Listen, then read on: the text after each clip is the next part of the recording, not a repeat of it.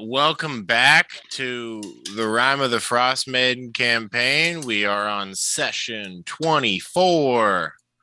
Everyone gets a point of inspiration for being here, and then another one because I had to cancel 2 sessions. Thank you for letting me deal with my own life as needed. If you need a break, just say it, and we'll take one. And here comes a fun part, the group picture. Everyone, give me a smile.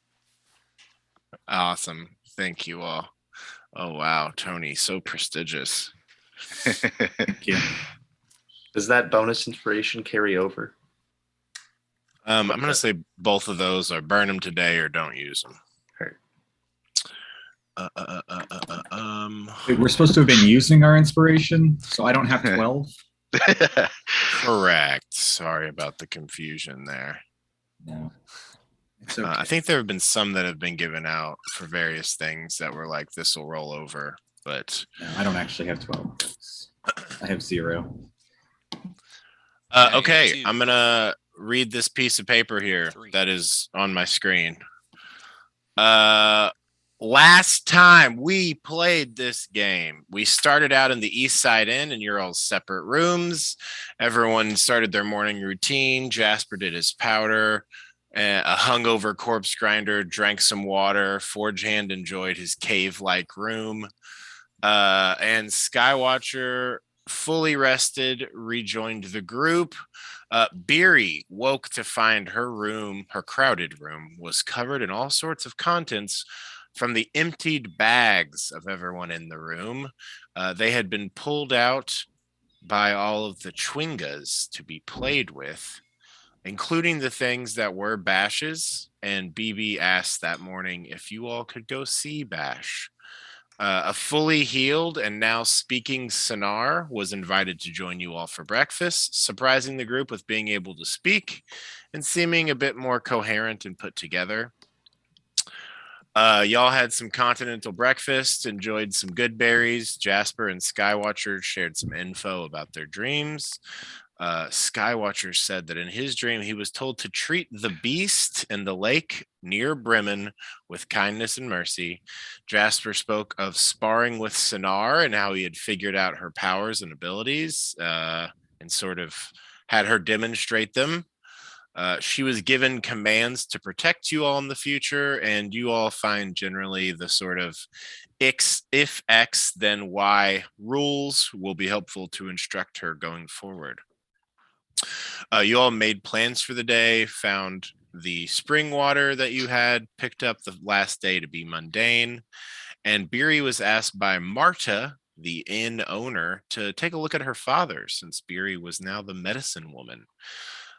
Concluding breakfast, Beery went to heal Marta's father, Clyde, using her new medicine bag and a lesser restoration spell, curing what could have been a potentially lethal case of mono. Marta thanked you all by comping your rooms, and you all departed out into the cold. First, you stopped at Danica's. She purchased the Chwinga charms from a crushing Skywatcher and Forge Hand and showed off a Chwinga attracting device that she had come up with in her lab. She then paid for the 4 Chwingas that were hanging out with you all and gave you some brief insight into her research on the Chwingas. Very excited to get back to her work. She said she would see you all on the 2nd of Uktar for your next show, and you departed once more. After Skywatcher and her flirted a little bit and she touched his butt.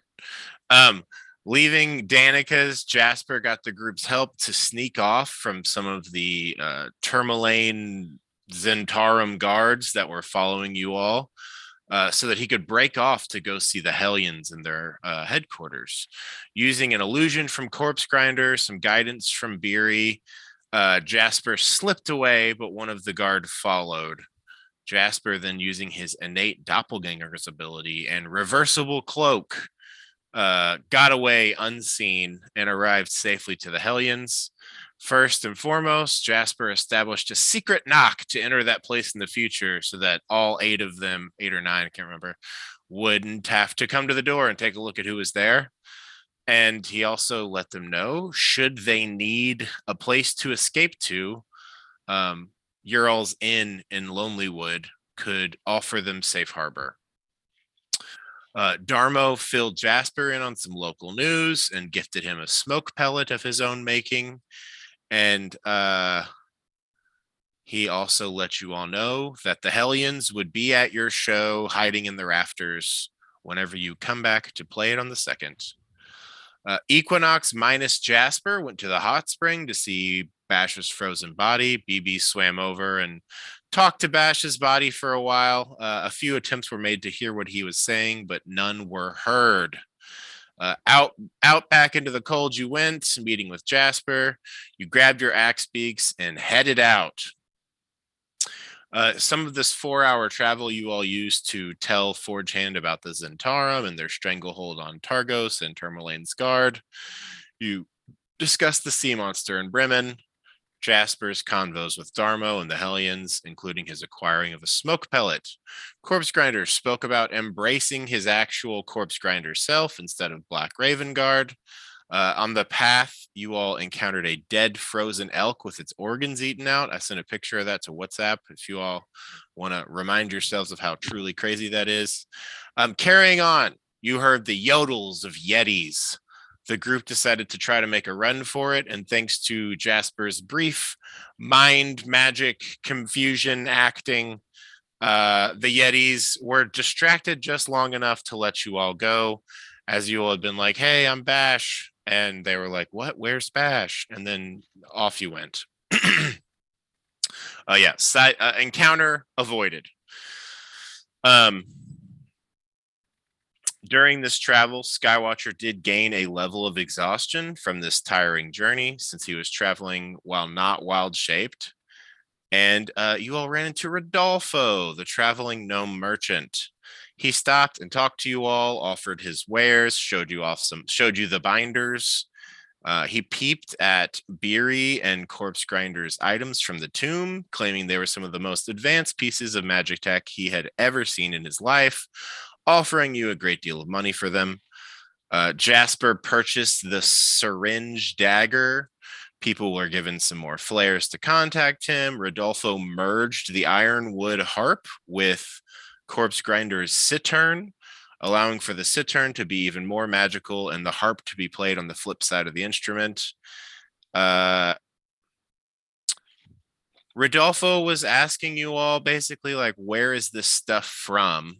And you all didn't really want to fill him in too much on it. And it was, there were some things he knew that he might not have said and some things you knew that you didn't say. And, that'll be resolved as it may be in the future. From here, you parted ways, passing Targos and safely arriving back in Bryn Shander. Forge Hand got like a minor tour and explanation of the city as you made your way towards first to drop off your axe beaks and pay your late fees to Teddy Langelo. Beery actually purchased Gazpacho. And from here, as you went to go to the Tailor's Blade to pick up your merch, the group had their first encounter with one of the children of Oril, also known as a Maidenhead.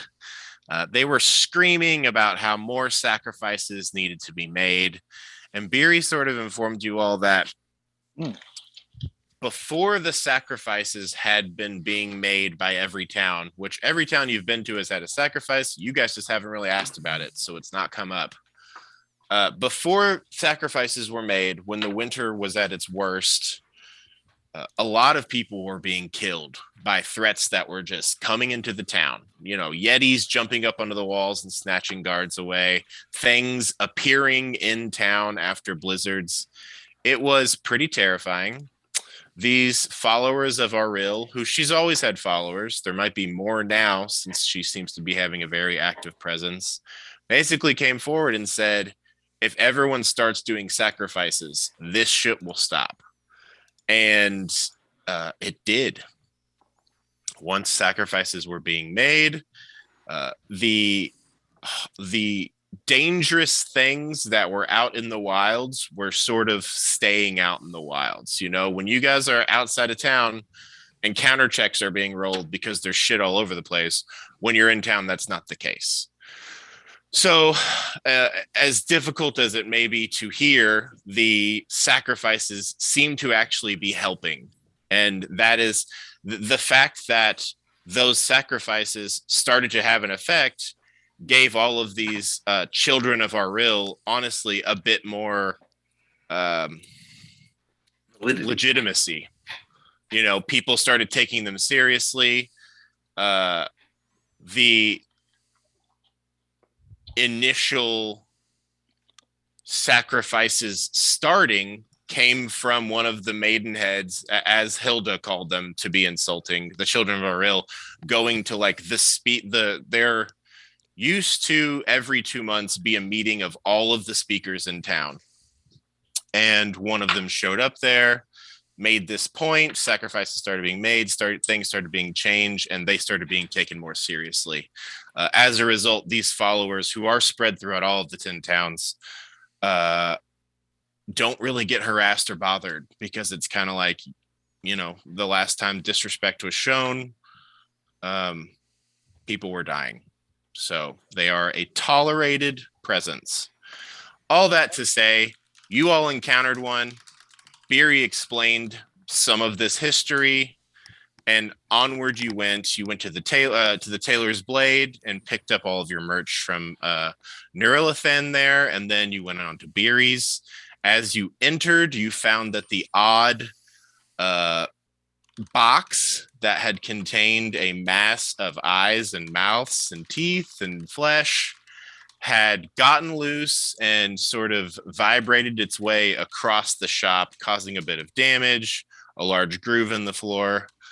And once that was dealt with, which Beery has packed it away back into a closet and sort of strapped it down, you all sort of not really split up, but are just doing your own things for a little bit. It's more or less 24 hours until the show that you all have planned at the Northlook tomorrow. It's currently like 5 p.m. on the 28th of Marpanoth. And Tilna got brought back over by Neurilithan. Tilna is the woman who works for the town government and is in charge of the census side of the sacrificial lottery. And she had previously been threatened and abused by the serial killer you all seek to stop. And she has been keeping safe harbor at Beery's house, protected by you all, and while you were gone, Neurilithan. So she is back in her bedroom. Drea and Tilda are upstairs. BB is in the kitchen. Forge Hand and Sinar are out back. Jasper has gone next door to Hilda's. Beery is getting her shop together, has been reorganizing her bags, and occasionally like coming in to take a look at BB and see how he's doing. And Skywatcher, if you want, you and Goody can begin the process of like what will be needed to make a health potion. And that's just sort of where we're picking back up. Corpse Grinder, you had talked about wanting to pop out and see some friends. Do you want to do that tonight solo still, or do you want to go with the rest of the group? With the rest of the group is fine. Okay. Then, yeah, we're coming back in here. Beery, like I said, you strap that box to the floor. You've emptied your bag. You're coming in and helping BB cook every once in a while. He's sort of doing a breakfast for dinner type thing. Jasper, you're currently next door at Hilda's, and we did some of that in chat. You're going to be there until about 6 p.m. Forge Hand, you and Sinar are out back, and you said you wanted to spar with her. Were you trying to actually learn anything, or was it just let's just have some battle for fun? It was both. It was a little bit of surprise at the extent of a mummy's abilities. So Yes. it's like, now I would just like to see that. All right, cool. Yeah. You two are out back in this sort of backyard. There's like what looks to be a storage shed that is currently locked. You all just sort of have some free space. She says, "So, I guess I'll start with this, and I need you to roll a wisdom saving throw." Okay. Fun. Great start. 21. Wow. You are unaffected by this dreadful glare. And she sort of looks and says, "Well, that didn't seem to really do anything. How about this?" And she draws that blade that Jasper gave her. And you see as she holds it, necrotic energy flows out of her hand and into the blade. And there's just this sort of swirling dark death energy around it. "Shall I attack you?" By all means. All right. It's a rapier, by the way. The rapier. And she got an 18 on the dice, so that will hit. Yeah. A rapier does a D8, correct? Yep.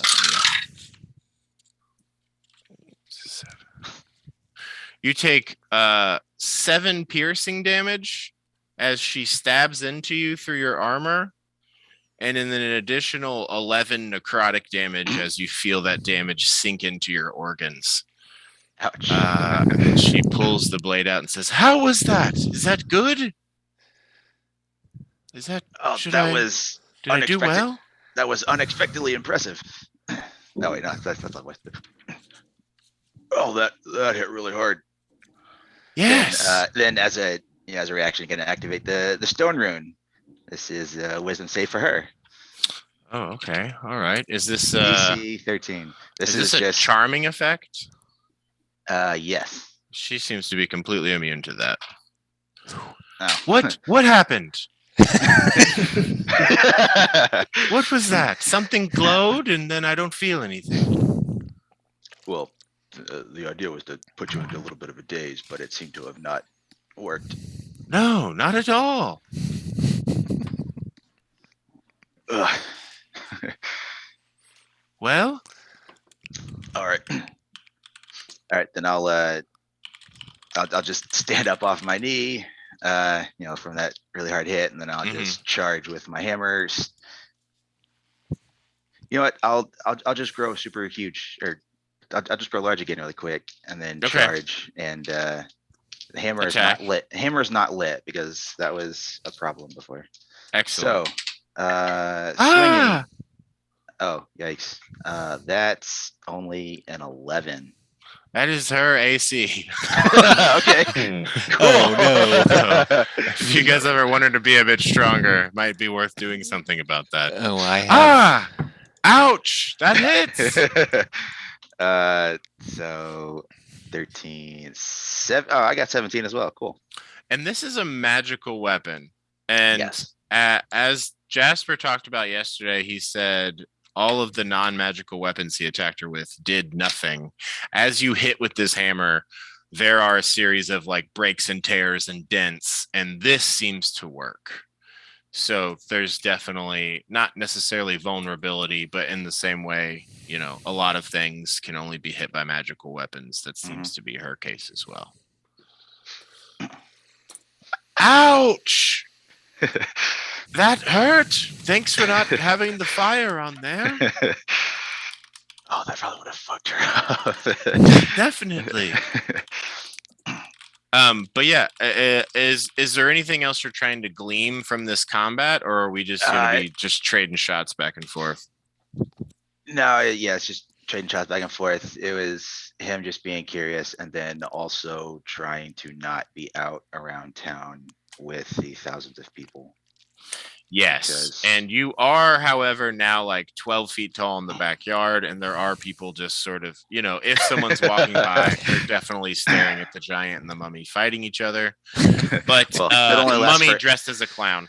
Yeah, it only lasts for a minute, right? Lasts for a minute at a time, yeah. Cool. Yeah, so you all just spar back and forth. I would say maybe you guys start pulling your punches a little bit because if you keep doing that, you'll quickly kill each other. Yeah, yeah, And for sure. yeah, I'm just over the next hour, you all trade blows back and forth. I guess another thing to add to the list of facts about her: her AC is 11, and you do notice, like movement wise, she's slower than you. Her speed seems to be 20. Okay. But yeah, that's what you figure out, and yeah, I'll say you guys are just going to be out there until dinner's ready or so. Sounds Forge good. hand. You find a little bit of space. Do you want to be in Beery's shop? You just said 4chan. Sorry, Skywatcher. Yes. Yes. Do you want to try and work on this potion here in the shop? That sounds good. Excellent. So, because of the travel, you are exhausted, which would make it so that any skill checks you're going to do are going to be a disadvantage. But as you get all these supplies out, are you going to use the new better supplies that you got from the tomb?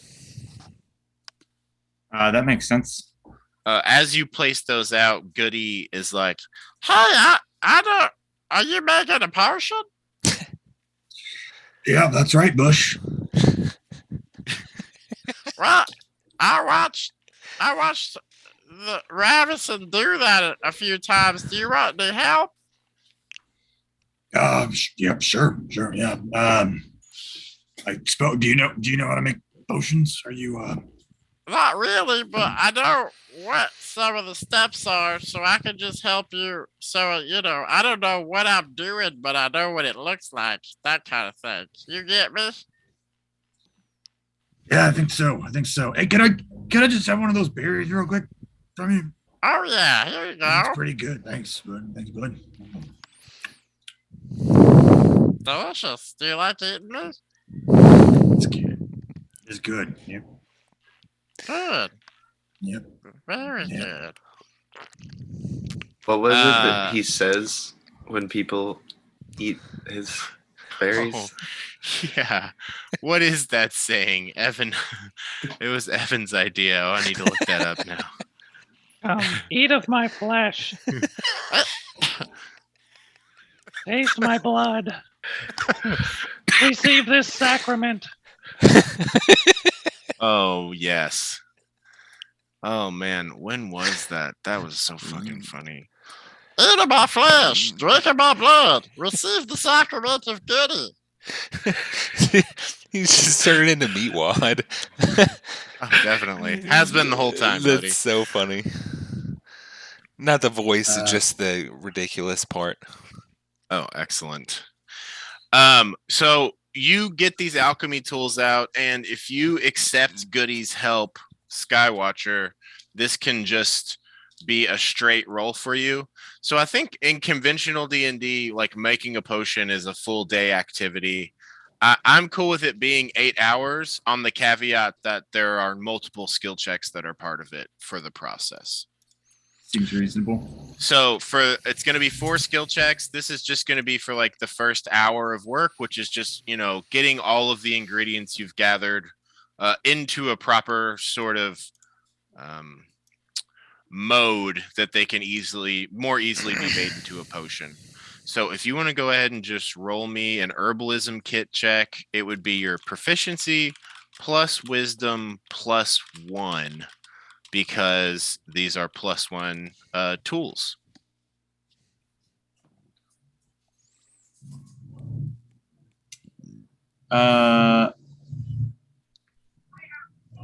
Wait. Sorry, I add my proficiency plus my wisdom plus. Okay, so +1. Okay. 26. Wow. Oh, cool. Yeah, it's a low DC to start, and it gets more complicated as you go. There's a few times you go to grab something, and Goody's like, "Nope, not that one," and points you to a different tool, and you're like, "Oh yeah, that's right."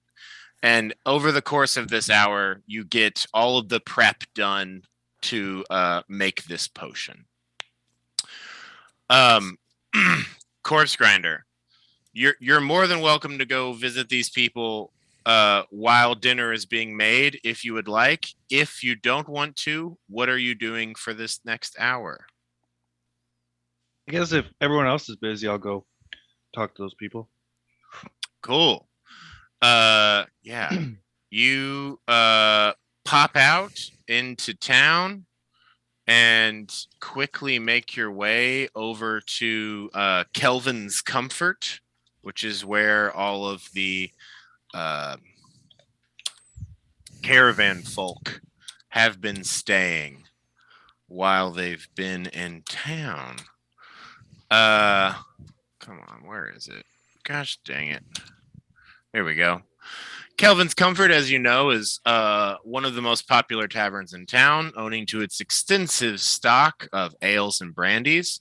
The common room is bedecked by the dwarven crafts of the Battlehammer clan, as well as a half a dozen tables, a bar with bar stools, a large fireplace. The walls are adorned with a number of animal heads, large sort of knucklehead trout, and the floors bear the skins of various tundra animals. As you come in, you see pretty much the full collection of the caravan folk that survived the trip gathered across, 3 or 4 tables. And as you enter, you also see the proprietor of Kelvin's Comfort, a dwarf by the name of Ogden Flamebeard. He's sort of got this just wild head of hair and this just really bushy, untamed beard that's like bright orange, almost blondish. It resembles fire. And as you come in, he looks to you and says, "What the fuck will it be for you? Drink, food, or room, or all the above?" Hey, just a drink today. All right, you got it. You wanted some of the we got a signature drink. It's our Mirabar no, sorry, it's our Flamebeard Friar Brandy. Yeah, that sounds good. All right, I'll send one over to you. Take a seat. And as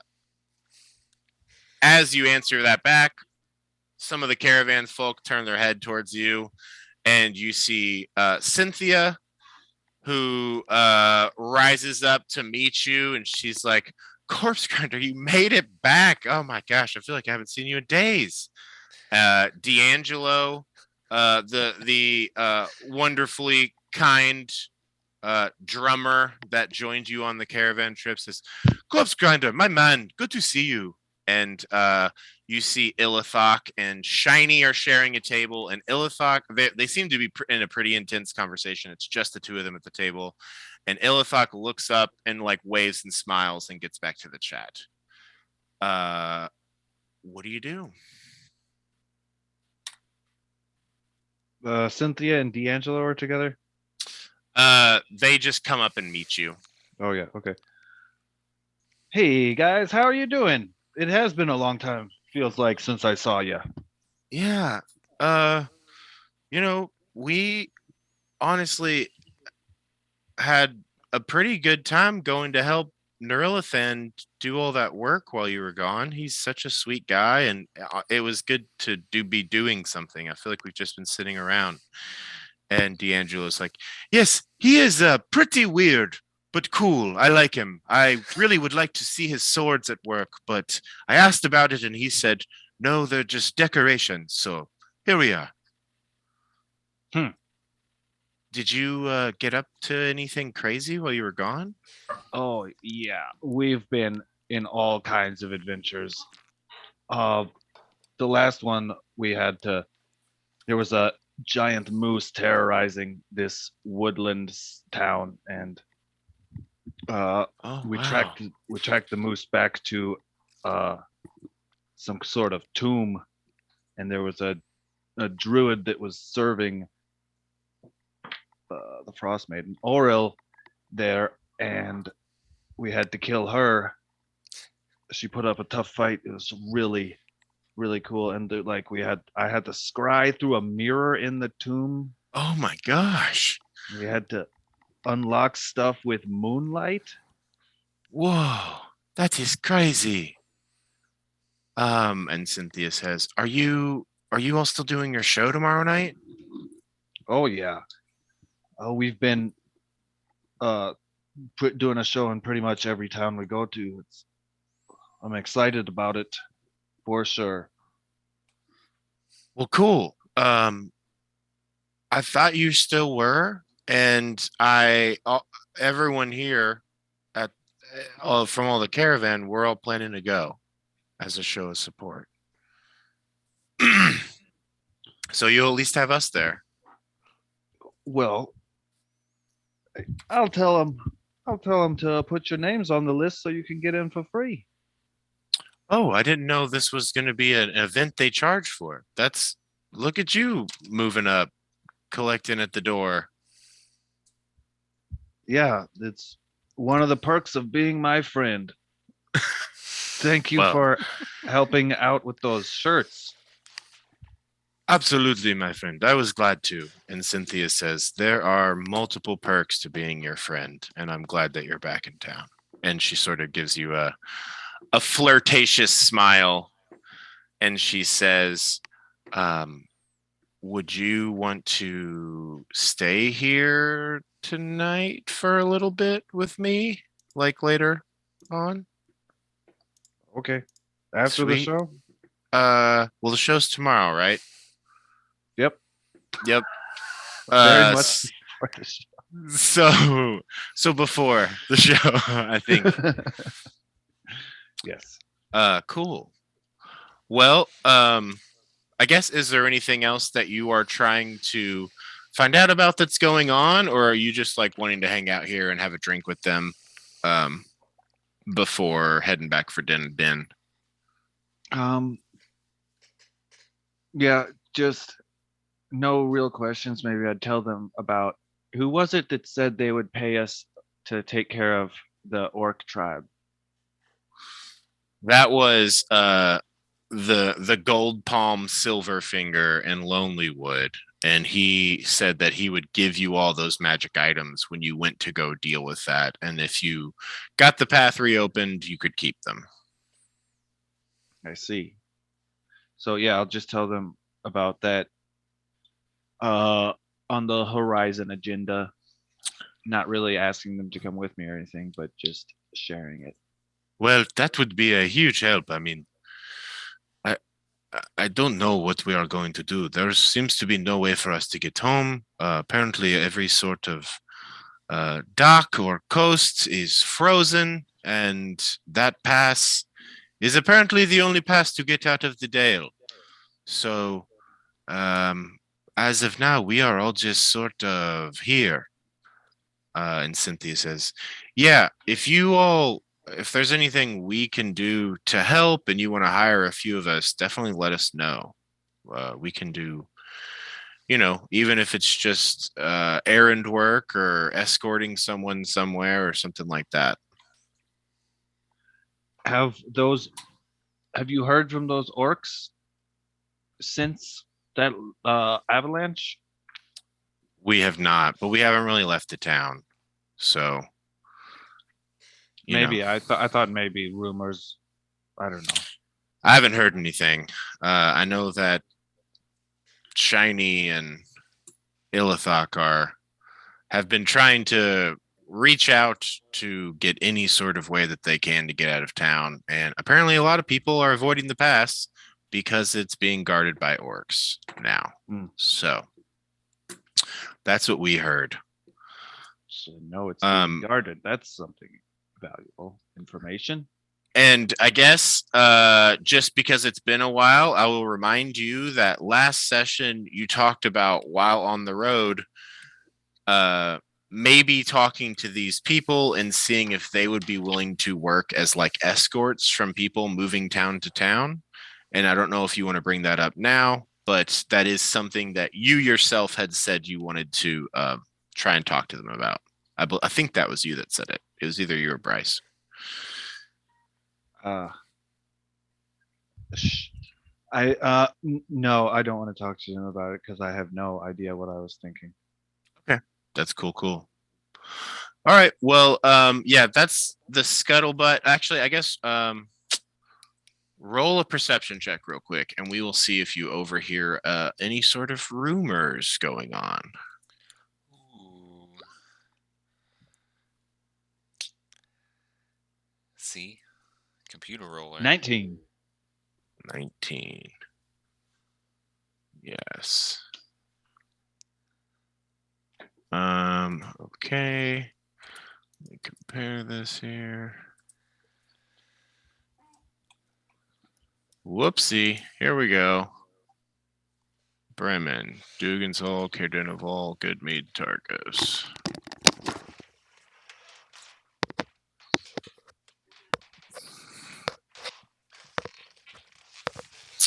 You hear that in the town of Caer Konig, which is another one of these towns that you're it's like, God, I don't even remember. It's like there's a fort there or a castle or something, and it's, who fucking cares?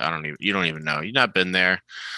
You hear that a lot of local establishments are being beset by vandals and thieves that no one has seen. They don't know who's taking things. And that the town speaker, this dragonborn named Trovis, seems to be in need of help catching these mysterious, unseen interlopers. And I will send that little rumor to the chat. But yeah, that is something that you hear about while you were there.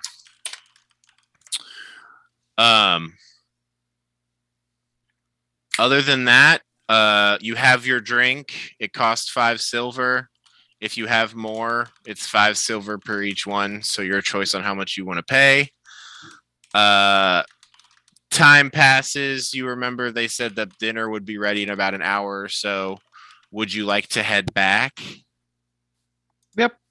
Excellent. You begin to make your way back to the house. So fucking stupid.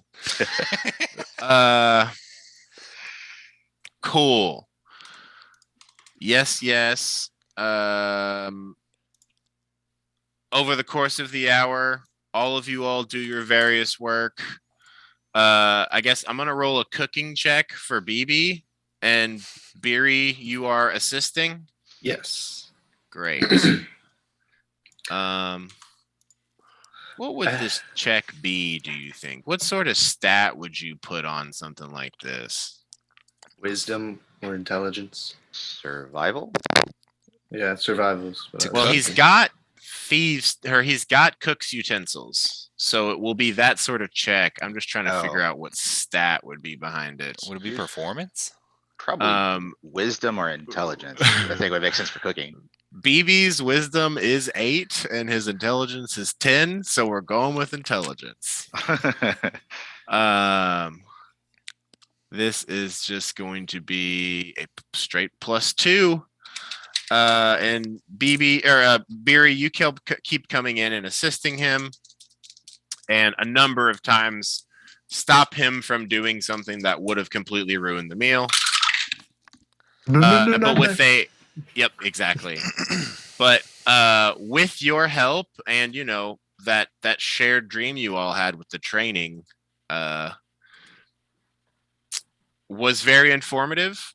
He ends up with a 17, which is a pretty decent, I think, roll for cooking some breakfast for dinner. And as everyone sort of reunites here, Jasper, I'll say you finish up your work and maybe head next door to see what's going on. This smell of cooked eggs, mammoth sausage that maybe you don't necessarily know is mammoth beery, and some baked goods of some sort that you had sitting around that have been rewarmed. There's some onions and garlic as well, like in the mix with the eggs. Oh, and I had pancakes and syrup. Yes, cool. It is a delicious feast is presented for all, and you all are all back in one place. Drea comes down from their room upstairs and seems a bit less hungover from the night before after the nap that they have. And yeah, actually, Jasper, it is Drea that comes down and knocks on the door and is like, "Hey, dinner's ready." Cool. He takes off his spider bag and just sticks it to the wall. Oh, perfect. And then locks up and leaves. Excellent.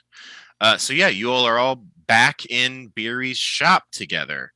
There's this feast before you. You all, I assume, start digging in to some degree. Is there anything you all want to discuss over dinner?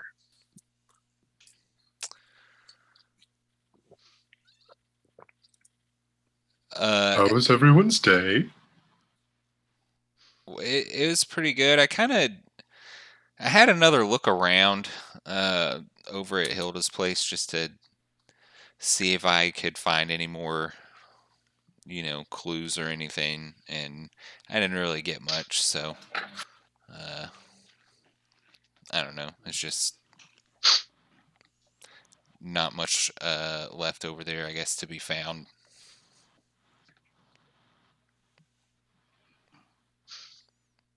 I took a nap. I feel much better, Drea says. Well, that's good. Mhm. Mm, Sleep is important. this food's great, BB. Well done. Yeah, I'm glad you like it. Thank you. You're welcome. You're welcome. Thank you. Yeah, you're welcome. Thank you, chef. He sort of blushes at that. Sonar is here and she says, "I don't need to eat, so I'm just going to just sit here and watch you all eat. What an experience."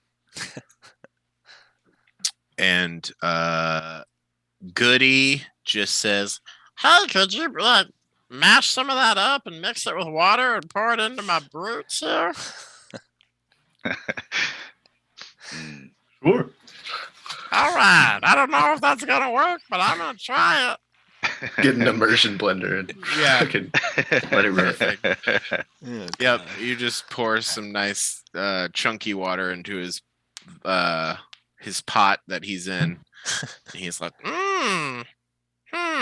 Then he just seeps all the water out of it, and there's just chunks. giant crumbly chunks at the bottom of it. Yeah, he sort of like gets his roots up and just sort of stomps it around and mixes it into the mud, then settles back in. But yeah, you guys have a pretty delicious dinner. I will say also Tilna joins, the woman from the mayor's office, and she has a bit of paperwork, and she says, so last time I saw you all, you had asked me to look into Danica Greysteel, and I found out where she is, if you all still need that information. We have found out where she is as well, but thank you. Oh, okay. That's Ran all into right. her in our travels. Oh, well, cool. Yep, she's not in Targos. I know that from the file. That's all right. Well, this is good, BB. Thank you. And BB's like, no, that's not BB. Yeah, eat up, everybody. Enjoy this food. I do have something I need to talk to you all about, though, since we're all here together. And this is sort of, you guys have eaten a lot of the meal at this point. He poisoned it. The time that we have all spent together, I have learned a lot. I've figured out some things. I've been made aware of a number of lies that were told to me to help protect me. And, well, it takes a beat and sort of like wipes away at just one small tear. And he's just like, I need to leave you all and go back to where I live and see my people. I have some questions and some things I need to figure out. And as he started to talk about this, Drea sort of like straightened up a little bit, and like moved back into their seat. And he says, Drea and Tilda are gonna be I'm gonna be riding with them and they're gonna stay with me and protect me while I'm gone. And we're gonna leave the morning after the show. So we are gonna be here for the show if you guys want us, and I'll definitely be back eventually. But I just needed to let you all know. Well, I mean, as long as you're safe. I think we will be. And Yeah. Andreas sort of says, "Yeah, I've I've had some dealings with the goblins of this region. I know where they are based out of, and I feel confident I can get us there.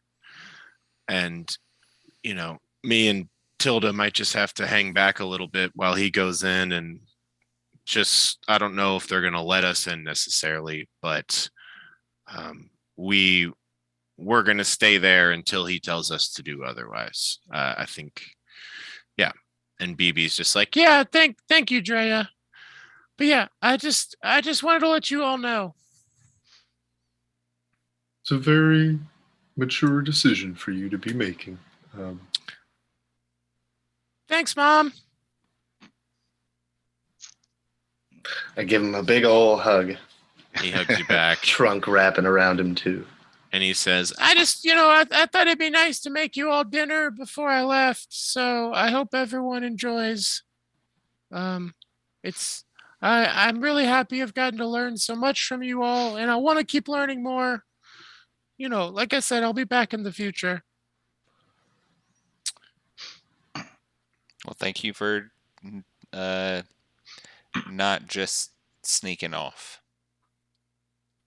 he gives you a little wry grin at that, and sort of offers you a hand to shake. And he's like, Well, if I did it, I would have learned how to do it from you. Jasper hugs him. and then you hug him. Yeah.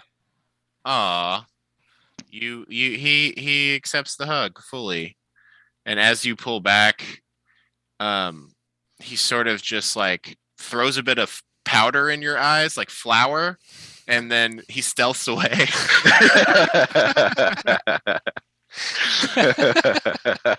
he pops back up from the other side of the cabinet and just like fires a little like felt covered bolt at you. And like an 18 to hit, so he definitely just boops you with it. He's like, ha ha! Gotcha! Sneak attack! Careful, we're inside. And flour's right. poisonous when it's raw. Oh, sorry. Good to know. Evie, could you do me a favor while you're with your family? Your other Yeah. family. My clan. I'm gonna call them that. Good call. Ask them about this box with the thing in it. Oh, I'd really like to know what they were planning to do with it.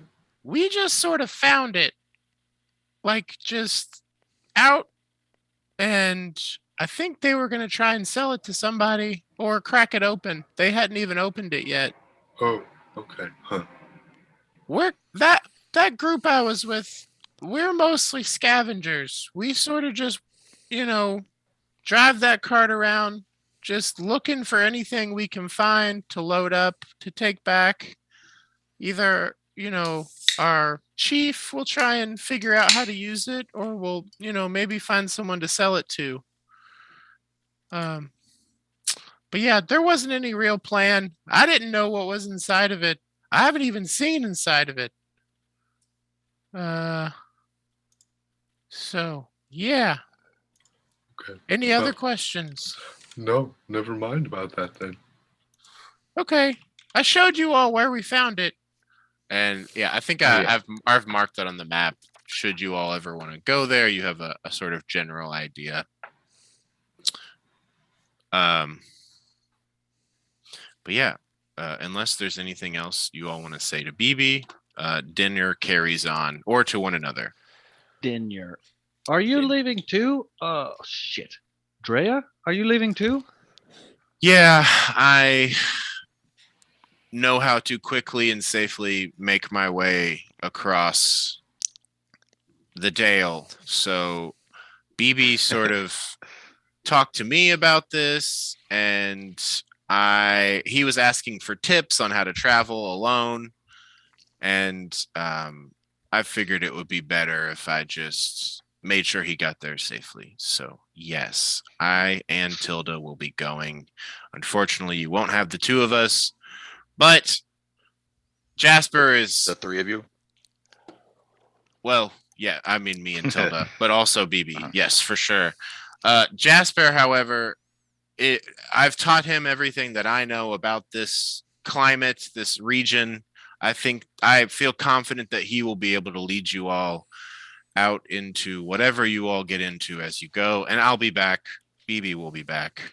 Just yeah. I've got my He needs- sending stone, so we can stay in touch. Yeah, absolutely. I can definitely let you know when we arrive. Well, it's been brief but fun. Yeah. You Forge Hand seem like a very interesting person, and I'm looking forward to getting to know you more in the future. And that hammer you have is quite devastating. So I'm glad that you are here. You know, when I found out about everything with Bash, I was a bit more worried for Beery. And after I've met you, I'm far less worried. So that's where I stand with all this. And Sinar is like, do you all want me to leave as well, or should I stay here? Yeah, go on, get out of here. I'm just kidding. Oh, no. No? No, I'm just kidding. Oh, okay. Stick around.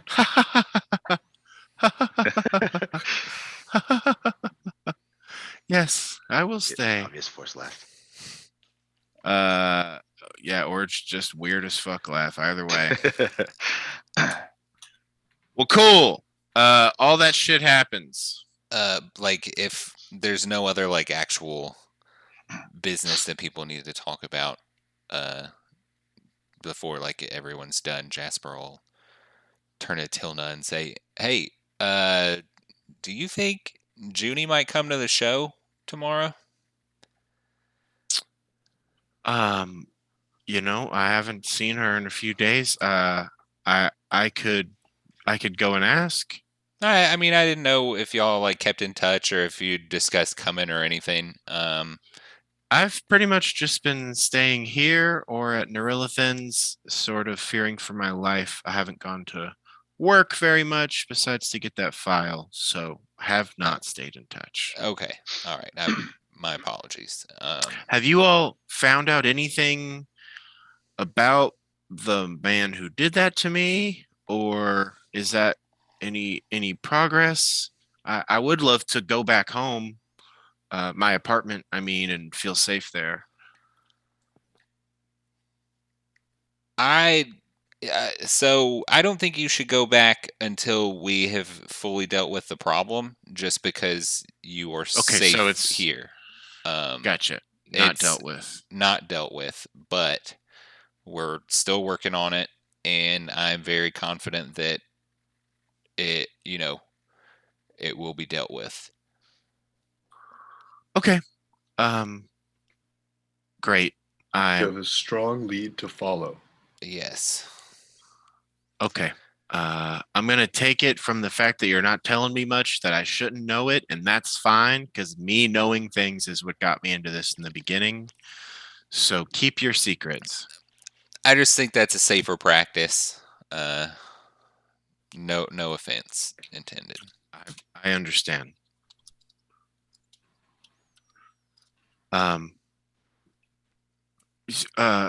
Where is your all's concert tomorrow? Where's that happening? It's at the Northlook, right? Yeah. Yeah. It's at the Northlook. Would you want me to tell people around town hall about it? I mean, yeah, for sure. I would. I'm gonna see if I can kind of put some signs up. But yeah, the more word we can get out, the better. Okay. Well, I will. I'll do my part. and help. I appreciate it. Thank you. Yeah. BB, thanks for this meal again. I think I'm just gonna go sit and do some reading. So I'm gonna excuse myself. You all have a good evening, and I'll stop by work tomorrow, and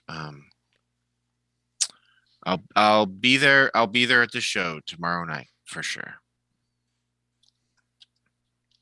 And Tilna departs, heading back to her room. Yeah, it's probably about 7 p.m. at this point. You hear church bells indicating as much. And what else do you all want to do with this evening? It's about 24 hours until the show at this point. So how big is that place and how many people are you expecting to show up?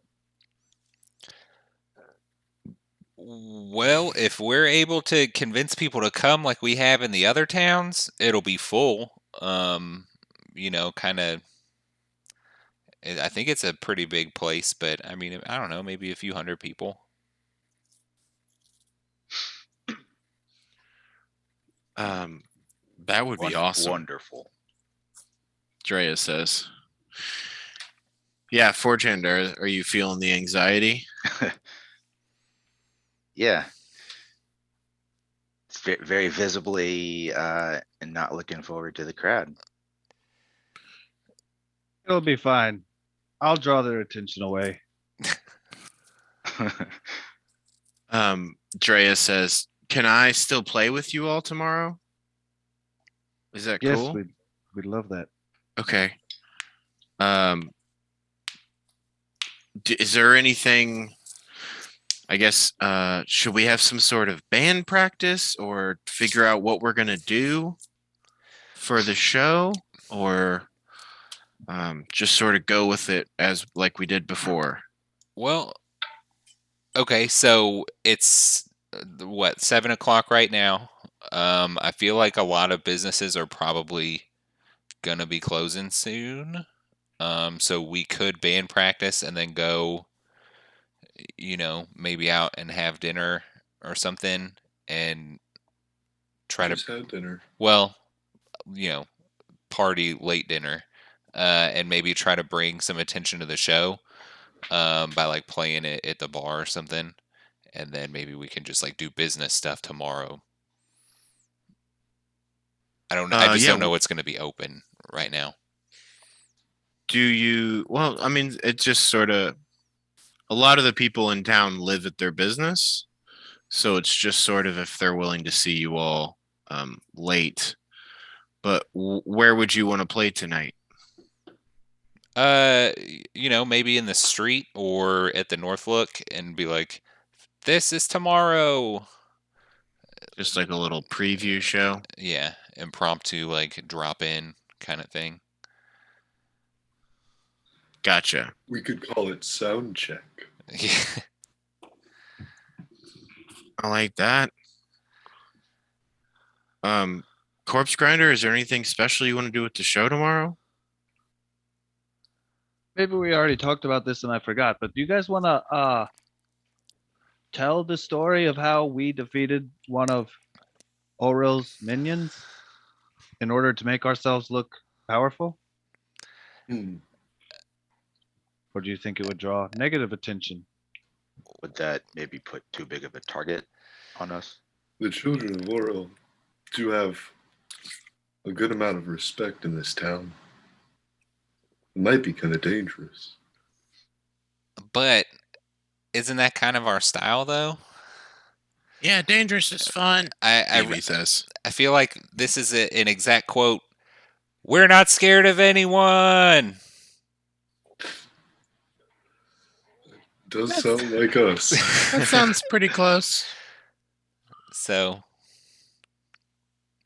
Well, I mean, I guess if we're in this, we're in this. So, yeah, let's tell them all. Well, yeah, I'd say I'm not scared of anyone, but I'm scared of any 1,000 that are in this town.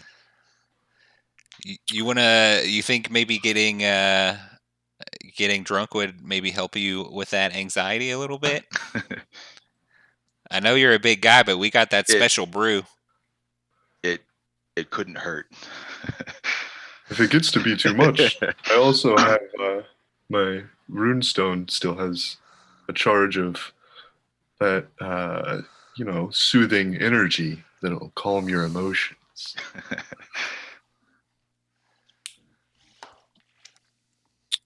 And I have like a whole pound of pipe weed, so you know.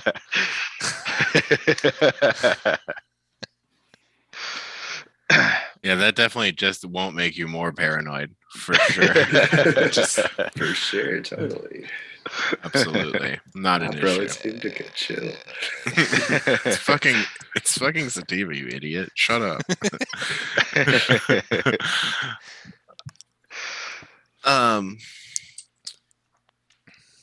Drea says, I'm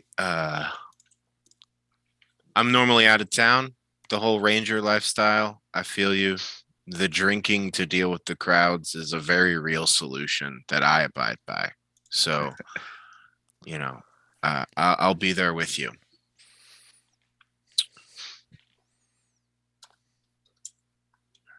That All would right. probably help.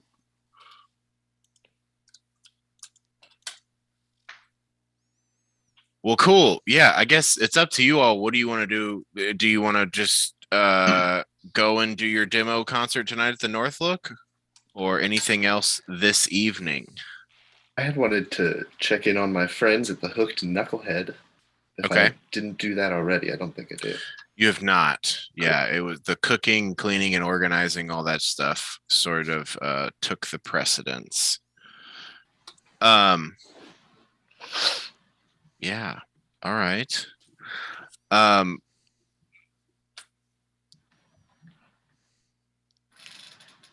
I guess, yeah, you tell me what the plan is for you all.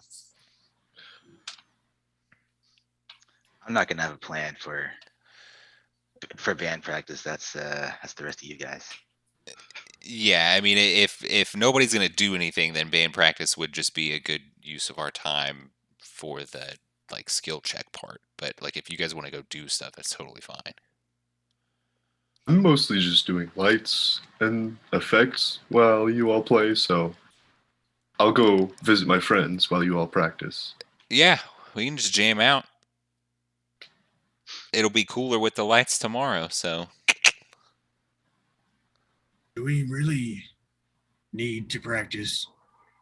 I mean, I know that your performances are always perfect, so you may not need to practice, but the pan flute is an instrument of finesse. Anar says, I'm a little dusty. It might be good if I played some music. If you all do want me to join, and whatever sort of costumery you'll have me in. I mean, maybe you could just not be in a costume and say it's a costume, and that you could just be yourself and kind of jam out. I feel like you'd be really good at vocals, Sonar. Roll an Do insight backup vocals. check on that, Jasper. Or actually, I'd say Beery, you can do that with advantage. Okay. First roll, natural 20. Ooh. Fuck yeah. Yeah, if people figure out that there's a walking, talking mummy in town, they'll kill her. Probably burn her to death. It won't take very much time or effort. Concealing her is crucial if you want her to keep being existent. If we want her to be existent. I say all that. Oh, right. Well, never mind. Maybe we could get a costume from Nerilithand or something. It's a good idea.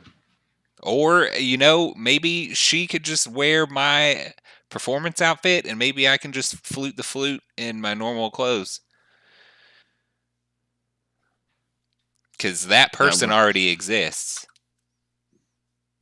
Both of those are legitimate ideas. Because we're the same size, correct? Roughly. Thereabouts. Yeah.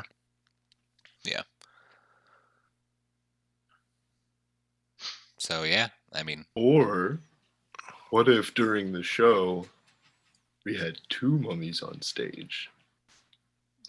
Then it's just a costume. Maybe. Maybe. I got Since we're telling the tale of going to the tomb, Elliot, does Jasper feel like he could shift into Sinar? No. Okay. okay. That's probably a bad idea anyway. Maybe. Yeah. I got an implication that it wasn't going to be hidden if. Yeah, I mean, if you guys want to do that, you totally can. We'll see how it goes. Wow, Guar looks crazy. Have you ever seen them? Yeah, they don't go to a lot of small towns, though.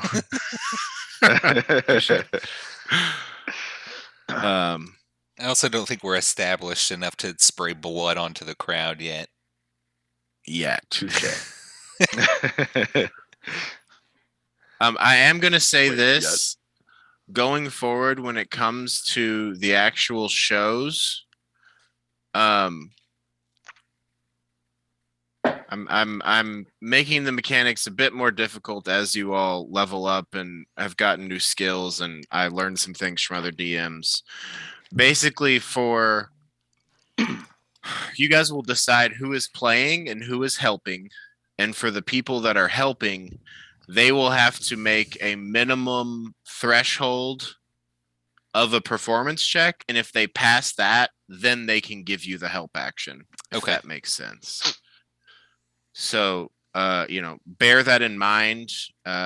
With, I guess the question is, do you all want your all's entire posse and them on stage, or do you just want yourselves, or any sort of combination? You don't have to think about that right now. If you want to discuss it, you can, or we can also discuss it on a break.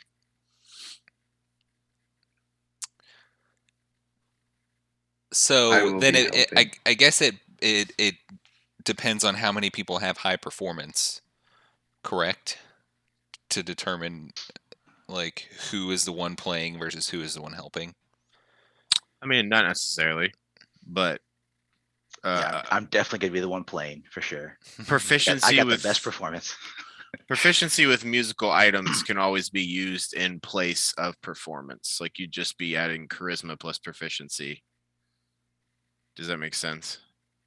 Okay. Instead of the performance skill. So like, if Beery's helping and she's just casting lights on shit, that's just straight up the performance skill. If Sinar goes up there and plays the harp to back you all up, that's going to be rolling like with a musical proficiency. And then if she does well, one of you all can have the help action. So performance skill isn't necessarily necessary if you are playing a musical instrument, if that makes sense. Okay. Performance is the fallback if you don't have a specific instrument proficiency. For sure.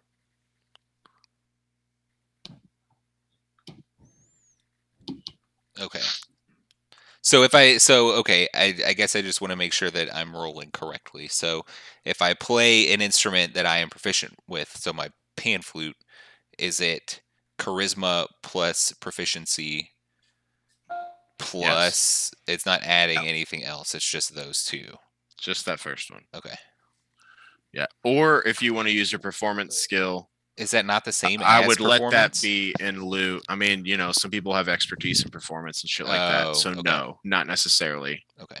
You could have proficiency in a specific instrument, but not have proficiency in the baseline performance skill. Okay. Right. Okay. And I have That's both. the difference I have there. both. So yeah. So you can choose I have which neither. one. But that also means that I could play an instrument that I'm not proficient with and still use performance and get the same roll. I'll say this to your anxiety as well. Drea says, if we're, are we going to be charging people to come into the show, or is it just anyone can come in? I'd like to charge people if we could. I mean, it's... Well, then if that's the case, it might be good to have someone that's doing security. If I mean, Forge Hand, that seems like that would be more along your lines, and you'd get to stand outside until everyone's in for the concert. Right. I was already planning on not trying to perform at all. Okay, cool. That would have just been a clusterfuck. Yeah, for sure. Well, not for sure. I don't mean that way. I mean, just like, if you're feeling anxious about being around all those people, if you would like to do that, I'm sure that could be helpful. Just making sure people are paying as they come in, stuff like that. No.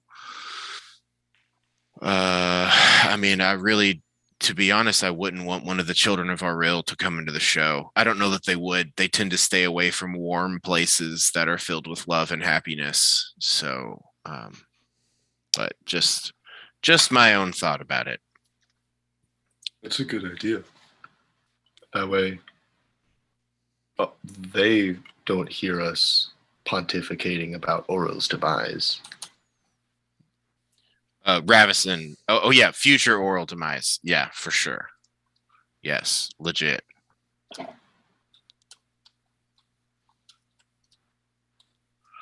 Okay, so we're gonna have basically Forge Hand on security. That is a decided role. I need to go to the bathroom and have a drink of water. We can take a little break. If you all want to talk about the other pieces of this, feel free to do so. Purely from the like setting it up for your best bet, not having to talk in person as far as who's doing what and all that shit, if you would like to. And I will be back in a little bit. Let's say meet back here in 10 minutes. Okay, I'll be right back. Okay. Cool.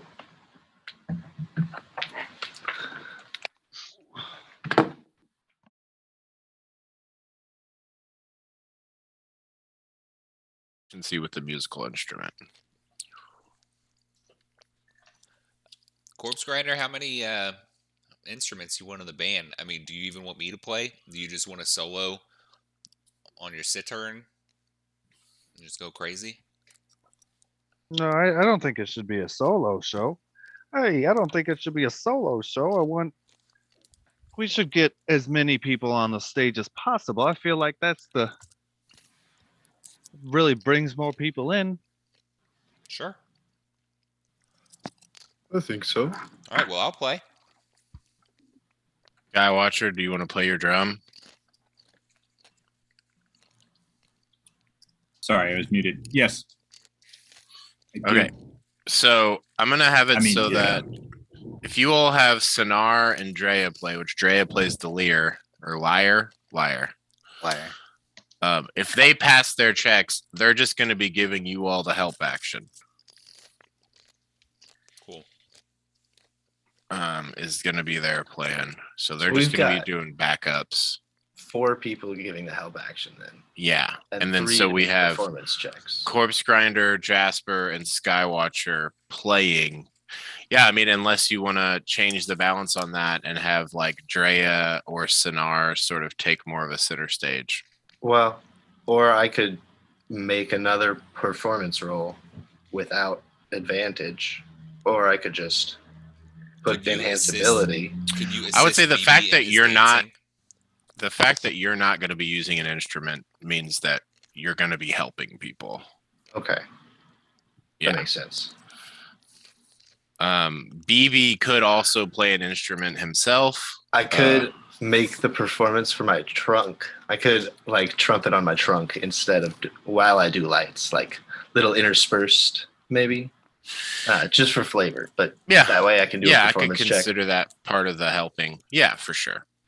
Yeah, because the Disney cartoon depictions of elephants in their trunks is totally accurate, and you can definitely play it like a trumpet. You definitely can. I don't know. I don't know if there's some sort of implied if you also sarcasm. have humanoid hands. Oh, definitely. Yeah, you just need to gauge out holes in your trunk so then you can play different notes. Yeah, it's like a recorder. I'm trying to also figure got out. tusks that like. Oh yeah, put the slides on them. Yeah. There we go. I was like, I gotta incorporate this somehow. You make it You into some guys. weird trumpet with like double slides, so you're like, oh, crazy. BB does play the bagpipes also, Mm. but I figure you all would just Oh, rather boy. have him dance. Kind of harshes the vibe a little bit. Cool. Yeah, that's fair. Okay, so it's gonna be Beery, BB, Sinar helping, and then Corpse Grinder, Jasper, and Skywatcher playing. And if you all want, Drea can just straight up play as well. To be accompaniment. And if you all can think of a way it makes sense, Goody could join. Just depending on what you offer there as what he'll be doing. If there's anybody that doesn't have advantage, I could cast Enhance Ability and transfer concentration so I can still do the lights. Hey, That would be something for Goody to do. hey, Goody. Transfer concentrate. Oh, I've got Goody the could amulet. concentrate on it. Oh, Yeah. damn. Yeah, you could actually have 2 enhance abilities going at once. Whoa. That will only last an hour, but you could do it that way for sure. Well, but you said that are you using dancing lights or? Just the light spell. Light spell doesn't require concentration, but usually you cast guidance as well. That's what it is. Guidance. That's what I meant, guidance. Yeah. Yeah, that would work. You could have enhance ability on somebody while you're also, I guess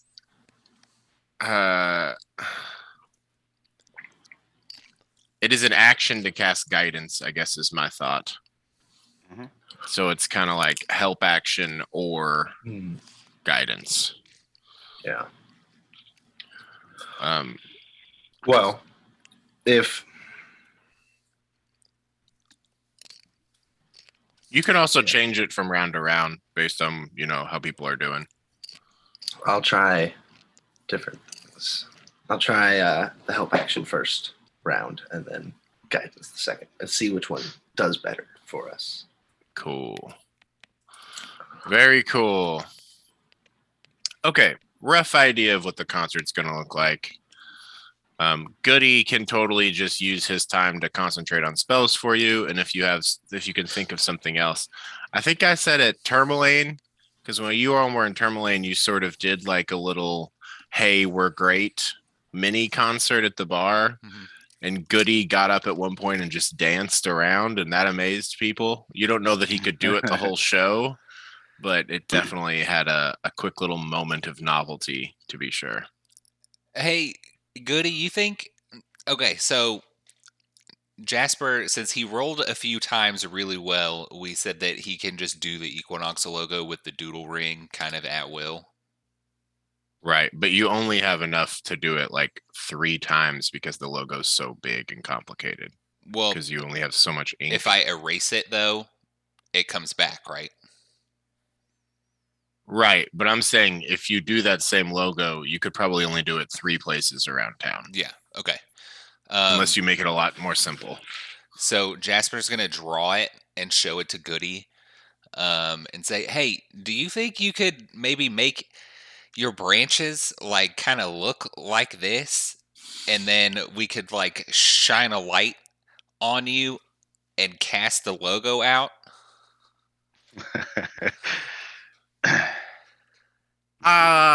Batman spotlight. Well, I guess I'm gonna make an intelligence check with Goody. This would probably go well. Just give me a second. I'm gonna see what I can do. And he just stares at the piece of paper for a while you guys work on band ideas. Cool. Yeah. He's over there just like yeah, Just trying he's to just figure it sort out. of, you just hear like the creaking of branches and twigs and things just sort of shifting as he tries to make that logo. as you described. It's probably about 8 p.m. after these conversations have occurred. What is next? Jasper's just chilling. Actually, Beery's still around, correct? She didn't leave. Correct. Hey, Beery, I did find one thing when I was in Hilda's house. And I was thinking about using it because it's kind of my style, but I wanted to ask you about it first. Have you seen this pipe before? And he will pull out a pipe that he knows to be magical. Yes. Beery, you have seen this pipe used by Hilda many times. You also know that there is some inherent magic in it. It can do a number of different things. Do I know what those things are? Yes, you do. And so do I. And they're definitely written down in my notes. My notes. My notes, dude.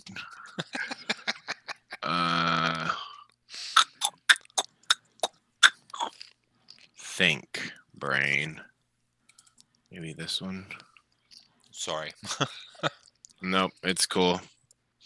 I should have had this more readily available. And you didn't check it out on downtime, so I didn't.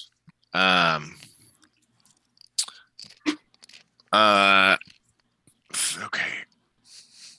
This is just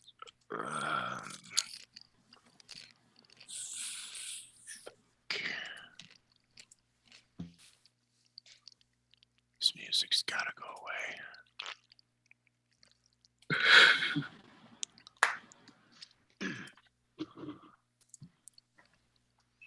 Well, this is not the fucking vibe either.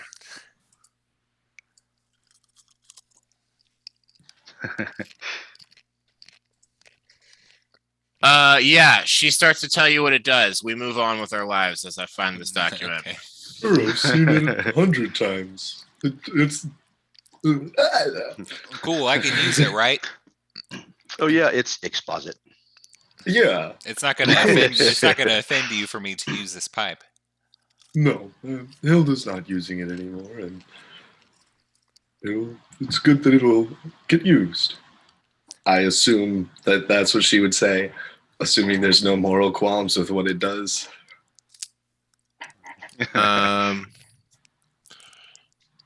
Yeah, I mean, Hilda was a very practical woman. Seems perfectly reasonable. God damn it, where the fuck did I put this?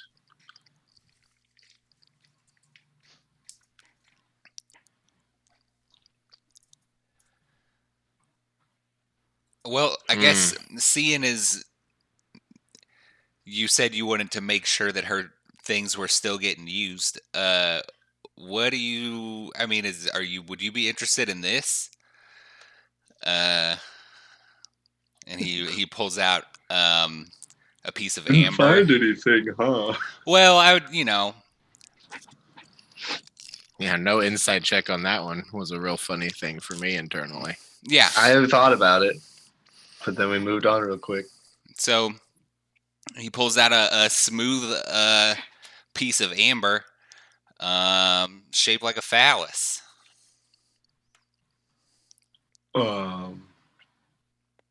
It's not being used.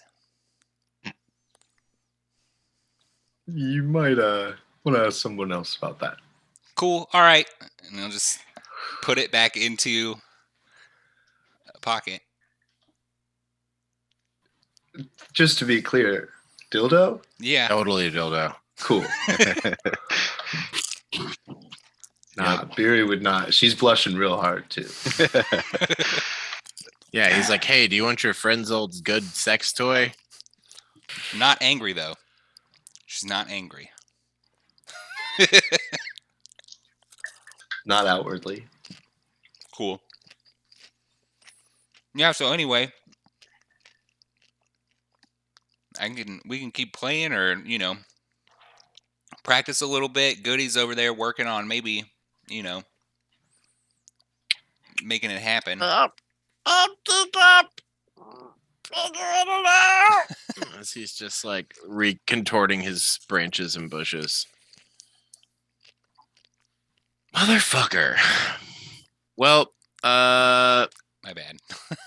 It doesn't matter. Yeah. We can move on. Yeah, sorry, I don't know what I did with the details of that pipe. It has magical properties, and when we know what they are, I'll know what they are. Yeah. Next time I'm like, hey, do you want to examine this? Always just say yes. Okay. So I that- didn't want it to take too much time off of dinner and all that stuff. Nah, I get you. Fuck. I'm pissed I can't find that. Yeah, I guess you all. What do you want to do with the evening? Corpse Grinder, Skywatcher, Forge Hand, Beery, the whole lot of you all. I have nothing else pretty specific tired. to do. Yeah, that makes sense on Skywatcher. Anyone wanna go to Kelvin's Comfort and have a drink? I was planning on stopping by the Hook Knucklehead. If you want to go there. We could Have a split drink. up That's- and promote the show at multiple bars. That's also a good idea. Very economical. Do you feel like you need an escort, or do you want to go alone? I'm safe. This is my hometown. Drea says, I'll go with you if you want some Sure. company, Beery. Company is more than welcome. I'd rather go bar hopping than split up and stay at one bar all night. Sure. Yeah. We can do that. That's a good idea. The more the merrier. That is totally doable. Hey, Sonar, Anybody else? 2 questions. One, can you wear studded leather armor? Yes, I think I could probably do that. Cool. I have some for you. Put it on the next time you have a chance. Also, I have an outfit that I need you to wear to the show. All right. Yes. I think I have a chance now. And she just starts putting the armor on, like, over her, gauze and whatnot. You can tell from the sparring earlier, she is definitely taking some damage. She'll need to sleep off. But, yep. Armor is put on. And it looks, like it fits her pretty well. There's definitely some places where it's a bit bigger, where you maybe have a bit more muscle than she does. But it works. Cool. That happens.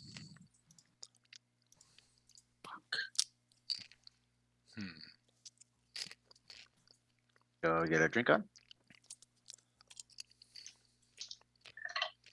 Where to first? Which I have one no has idea the what- earliest crowd? The show is at the Northlook, Uh, so maybe we should end it there and try to bring Yeah. people from bar to bar to the Northlook with us. That's a good idea. We can also just do it by which one's on the way. Like make a line out of it somehow. Hook Knucklehead's in the middle of town. Kelvin's Comfort is a little bit south of that, so start at Kelvin's Comfort. Okay, I remember what the pipe can do, and I need you to write this down. Okay. Once a day, you can use the pipe to cast fog cloud. In addition, there is an enchantment on it so that it will always be able to light what is inside without like needing an open flame, like it almost like lights internally. And it also acts as a pipe of smoke monsters. So if you blow smoke out, you can just pipe of smoke monsters. I can look it you up. can, per the item, use an action to exhale smoke from the pipe. Come on, dude. Just fucking load. Use an God damn it. Piece of shit.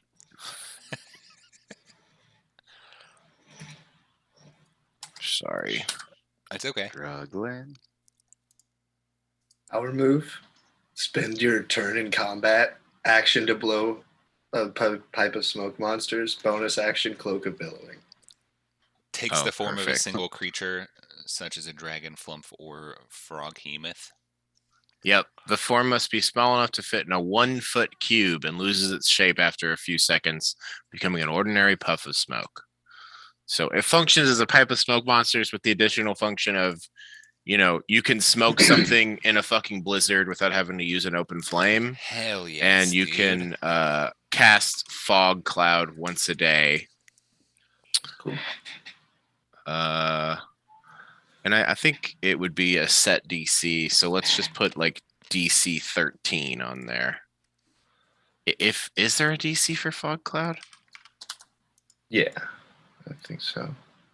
Or does it just become obscured?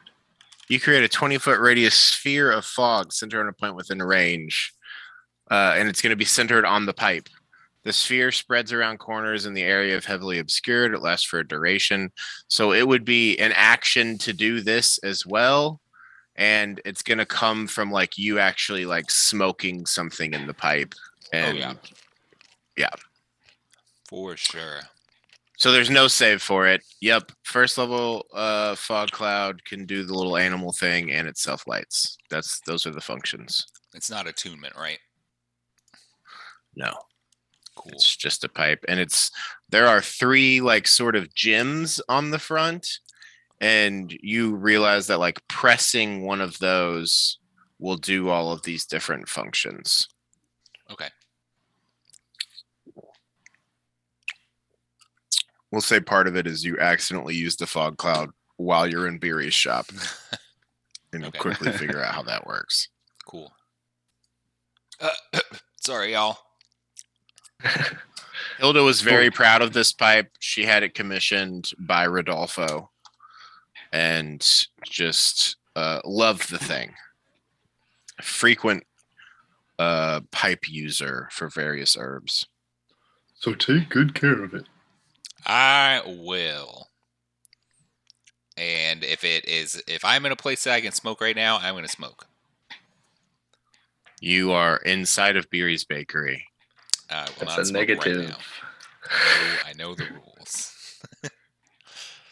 Yes. Okay, so Thank you. regarding Ural's bar hop, there are a number of inns and taverns in town. There is the Hooked Knucklehead, Kelvin's Comfort, the Northlook Inn, one of them that is not really a place you can drink. It's just another inn. Is called Geldenstag's Rest. I'm trying to recall if there are any others in town. I think that's most of them. 1 second. What is Abel's Arcana?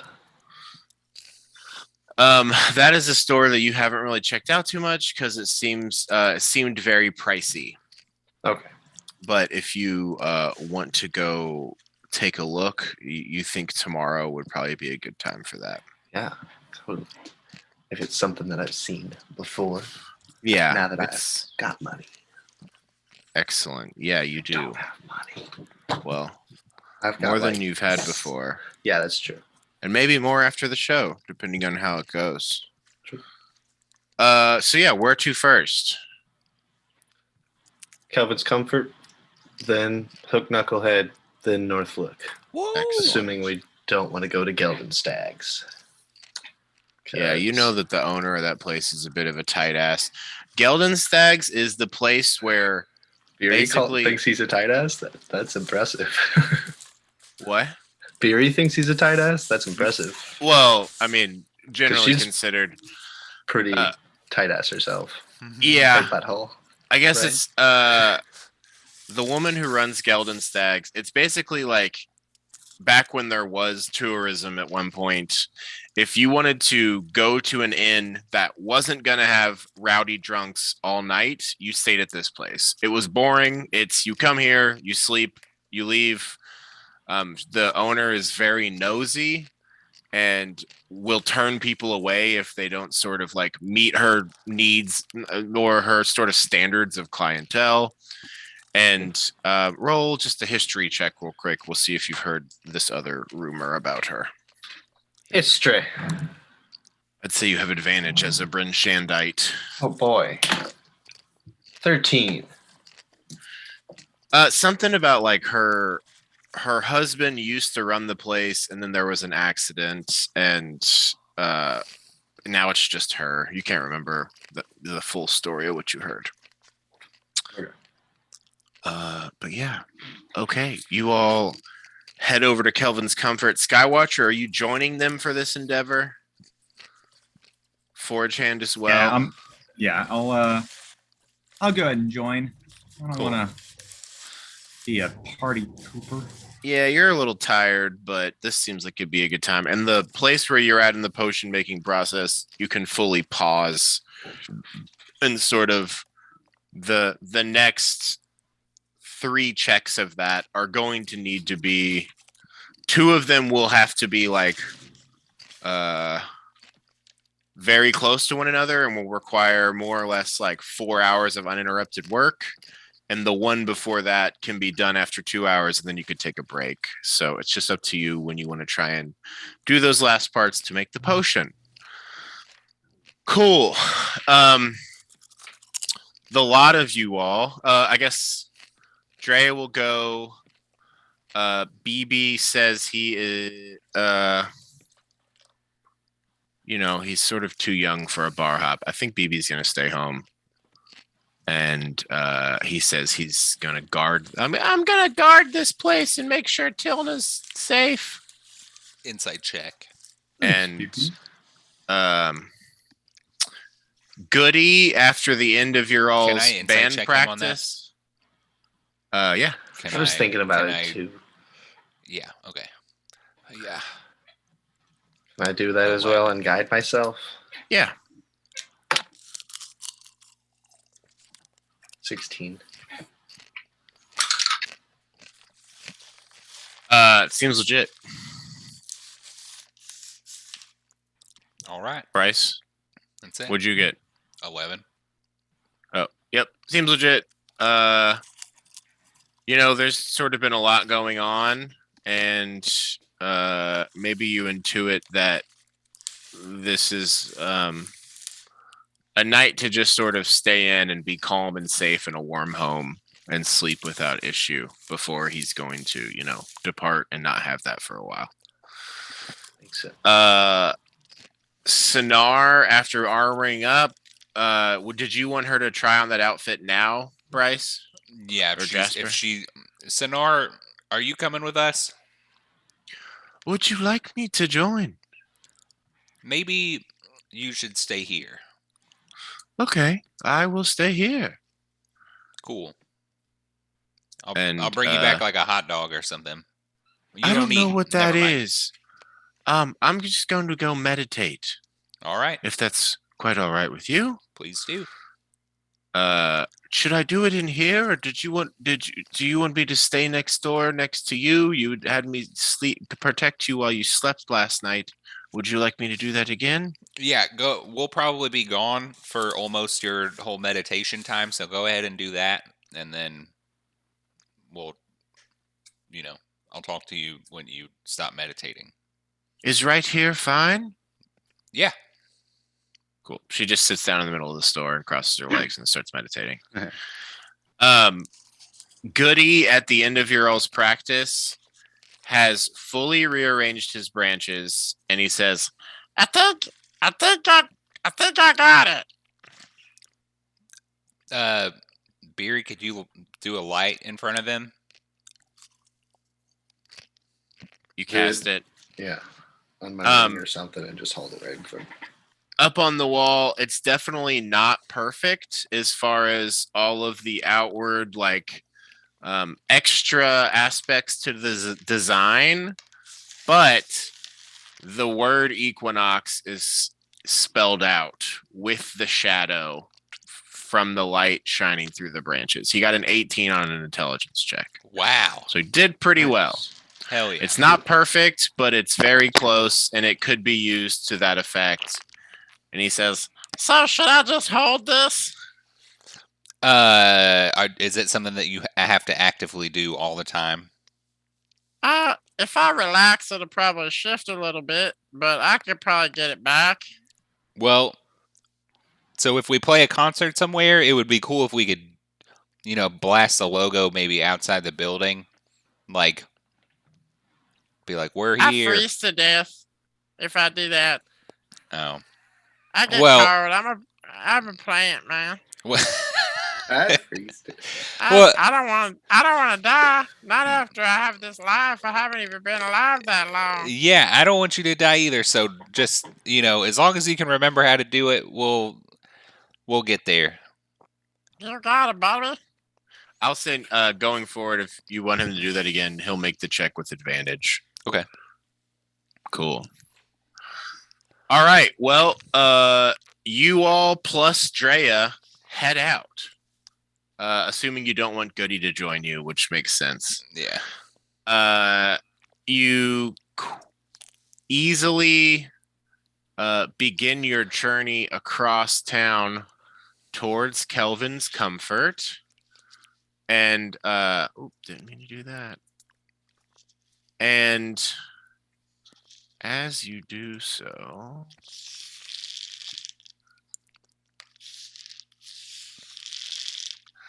as you all start making your way across town, you're walking down this road towards the market square.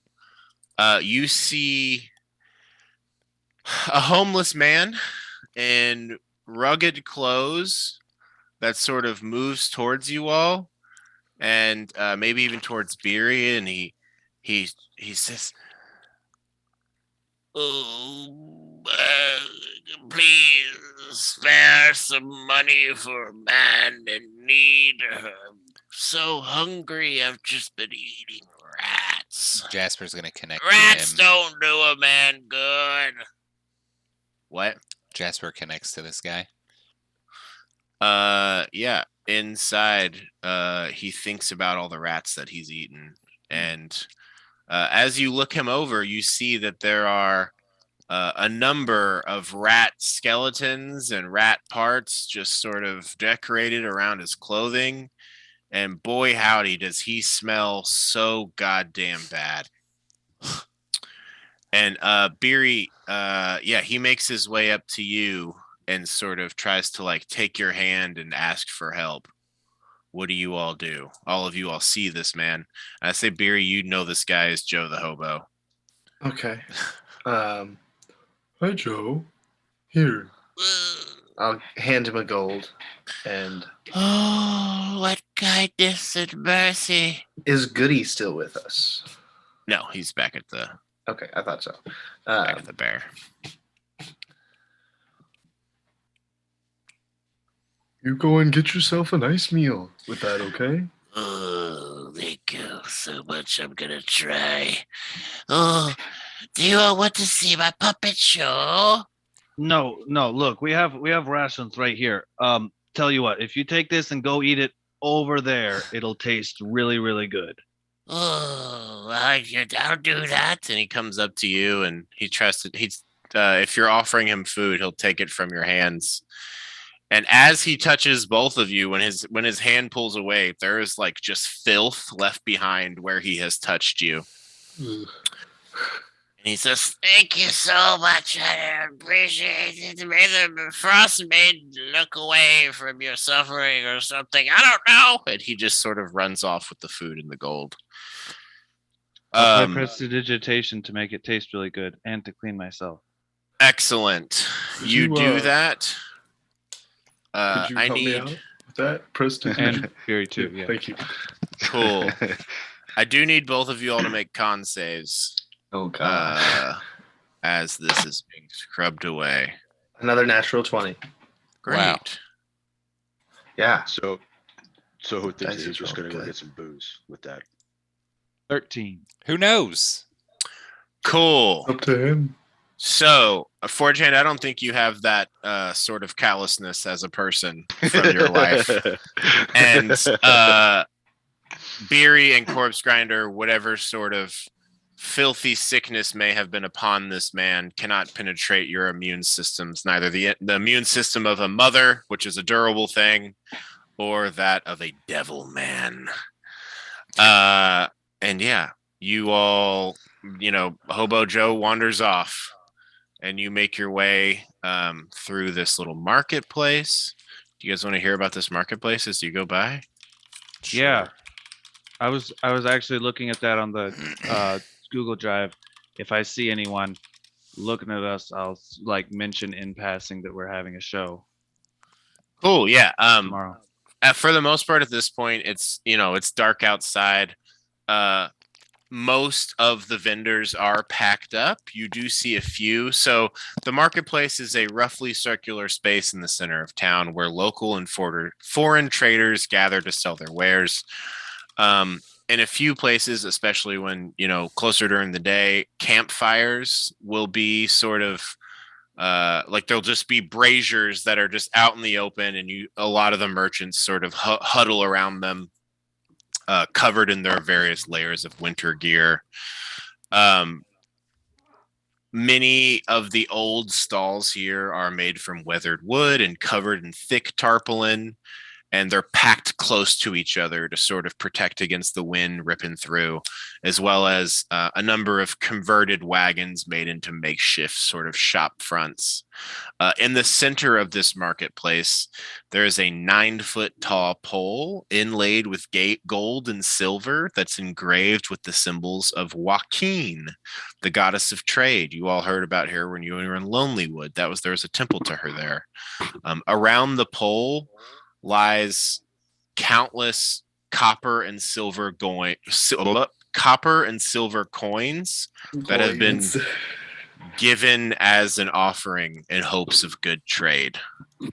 Beery, it is so taboo to fuck with any of that money. It's, in our age, it's like diving into a fountain to steal coins out. But even worse, in that you may, in fact, invoke a goddess's wrath should you steal these donations.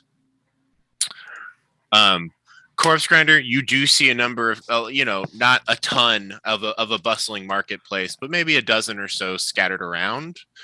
And just roll me a persuasion check. And this can just be you speaking to these various folks, reminding them of the show tomorrow at the North Look and to come and see. Oh, my dude. Yeah. 22. Maybe I'll say something like, if you missed this last time. Absolutely. And for sure all dozen of these people are for sure going to be there. They were very interested. And it's also one of those things where as you're approaching, some of them are like, oh, you're Equinox, right? We've heard about you, that kind of thing. And yeah, it's the recognition for your all's actions is beginning to spread. And yeah, cool. You all make your pass through that marketplace. Can I also point out black iron blades and say to Forge Hand, Tomorrow, if you'll go with me, that forge right there, I think would be a good place to source metal for that breastplate that you said you'd make me. A long time ago in real life, but only a few days ago in game.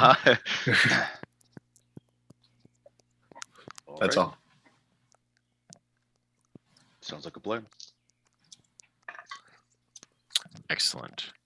Beery, there's not like I know that you're from here, but do you know if there's a shrine to Timora anywhere in the towns?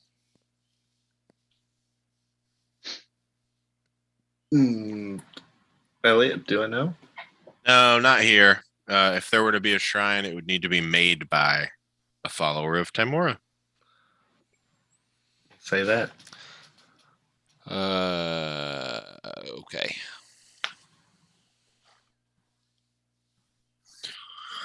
Excellent. You pass through the market square. You see, black iron blades over there. You pass by Rindaril's Emporium. You actually are going past the Hook Knucklehead, but that's cool because you will come back that way on the way back. You pass the majestic building of City Hall, and you arrive at Kelvin's Comfort.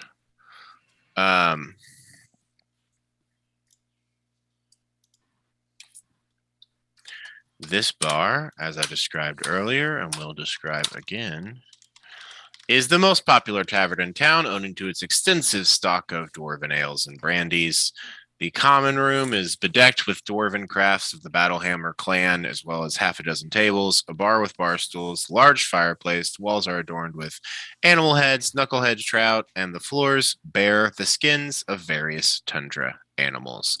As you all make your way across town, anyone that sees you stops and looks, either waves or stares.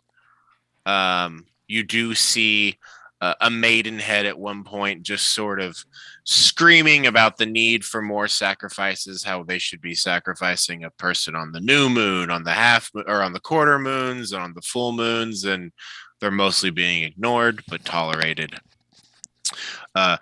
You pass them, enter into this bar, the warm air hits you.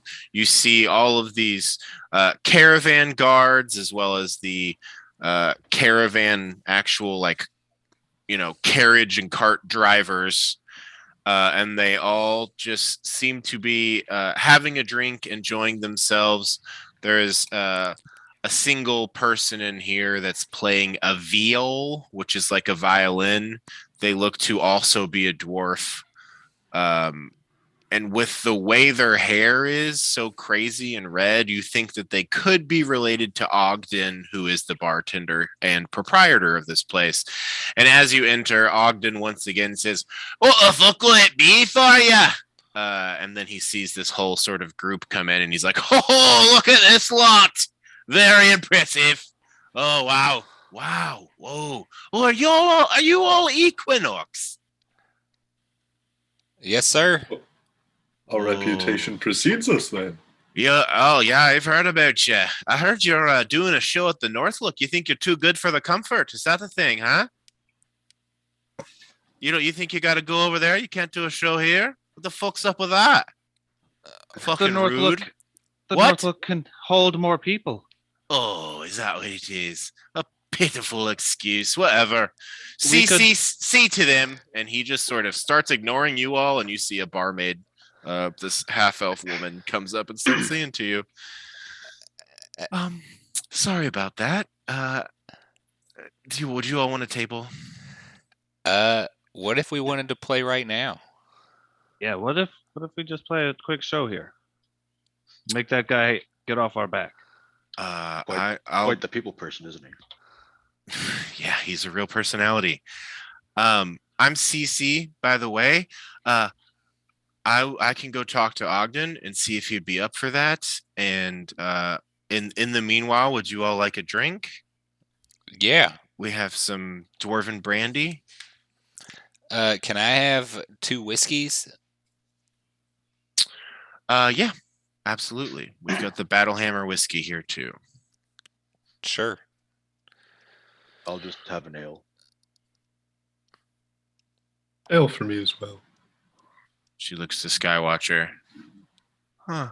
I'll take double whiskey. Whoa. Okay. Jasper nods to Alkangor. Drea's starting the bar crawl off right, huh? Drea's like, if you have any mead, I'll take one of those, and if you don't, I will take some of your. And Drea does this brandy, and you see CC sort of blushes when that happens. Corpse grinder. Can I insight check that? Yeah. What is that about? I'll guide him. Okay. That's okay. Yeah. 22. Cece, the bartenderess, I'll describe her real quick just so you all have a visual. A curvy half-elf woman with red and gray hair, a number of piercings on her brows and ears, as well as a few tattoos that sort of go across her body. The blushing of being called out that this isn't real dwarven brandy seems to be a real thing based on Cece's reaction. You think Drea's got the whole of it. And Cece quickly clears her throat and looks to Corpse Grinder and says, anything for you? I think I'll go with whiskey. Okay, Round a double. You got it. Whiskeys and ales for the table. And Octangor kind of nods to Corpse Grinder. Hey, can I Good smoke in idea. here? Yes, absolutely. Cool. And she heads back, and you see her sort of starting to talk to Ogden, who keeps like looking over at you all, eyeing you. And Drea, as she's gone, says, y'all, this is not real brandy. I've had real dwarven brandy. This is something that they've imported and slapped a label on. I don't know what it really is, but Is it better or worse? I mean, if it's not the real thing, like that doesn't really. well, what's your is it better in taste? No. It's way worse. Is it good at getting you drunk? Absolutely. Yes. And I think that's why a lot of people keep coming back for it. Does it get a dwarf drunk? I've seen a handful of dwarves in here pretty drunk, so I think so. All right. Then I guess it works. And they keep drinking it. They sure Sounds do. like a good business strategy for real. Hey. The people here make do as they need to do. I guess it's a brandy you buy from a dwarf, so. Yeah. You also see, as Dre is talking to you all about this, that your all's caravan buddies come up and talk to you. You see Cynthia, this beautiful, fit, blonde woman who seems to always have a sword on her back. D'Angelo, a dark-skinned, jolly sort of man. And this other Goliath by the name of Illithok. Skywatcher, you talked to him before. He was the one that spoke to you in Goliath. And he sort of they all approach, and pleasantries are exchanged. They're glad to see you all. Is there anything you wish to discuss with them? Hey guys, we're thinking about playing a little surprise show here. Do you all want to get in on that? Oh, I could go grab my drum. Absolutely. If you want to have some backup, I would be more than willing to play, D'Angelo says. And Illithok says, I don't really think I've got it in me right now. Bit of a long day, bit of a headache. So I will definitely watch and enjoy the show. And Cynthia says, you've got a fangirl in me for sure. I'll at least be there cheering you all on, whatever you do. Could that be considered help action from the crowd, being a fake hype person? Crowd plant. Yeah, I would say she could every once in a while just do like a wild cheer and sort of maybe push people more towards liking it, depending on how things are going. Cool. Do you want to do a merch booth while we're playing and sell these shirts? I'll take over when we're not playing. Could you pay me? Just not too much, but just for the time. Okay. How about 5 gold? Absolutely. That works. Yeah. For tomorrow night, you mean? Or tonight. Also. Are you selling merch tonight? I guess not if you think that's a bad idea. I mean, you can. I just don't have a table or anything. I figure we could like get a booth or something set up for you. You could follow us around for this bar crawl if y'all want to join us, and we can just sell them everywhere we go. Yeah. I don't know. It's up to Corpse Grinder, but Were we not gonna do the a quick impromptu show at Kelvin's Comfort? yeah, that's what we're doing. For sure. Yeah, and I guess it's just a question of, do you want to have merch that can be sold tomorrow, or do you want to potentially sell a bunch of it tonight? What if we only have like, how many did we get made? Like 70? Yeah. What if we sell like 5 tonight?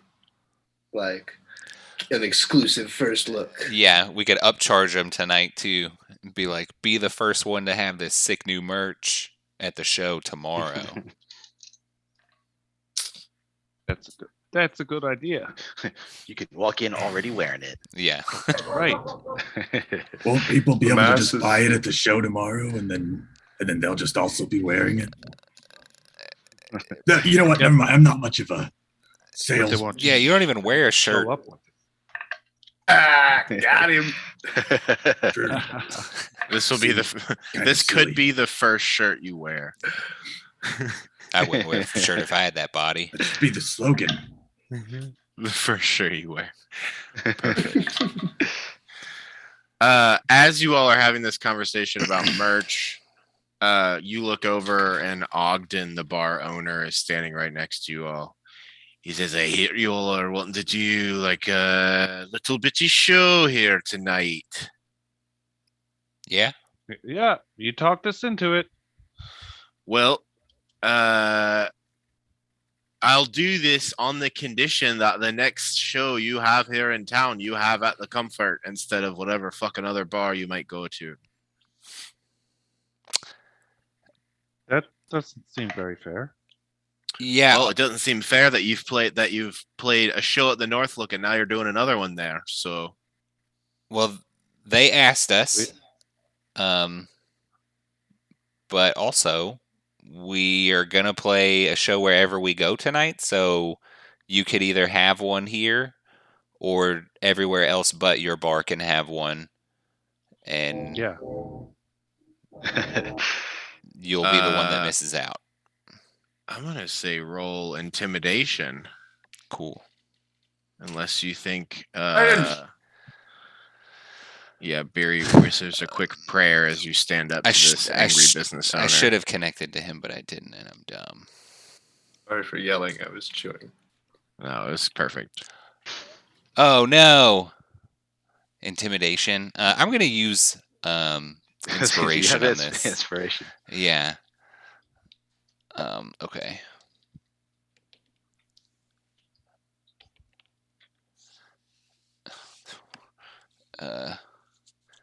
18.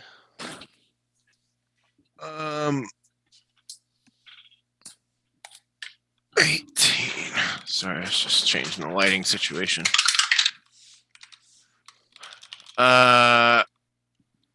He says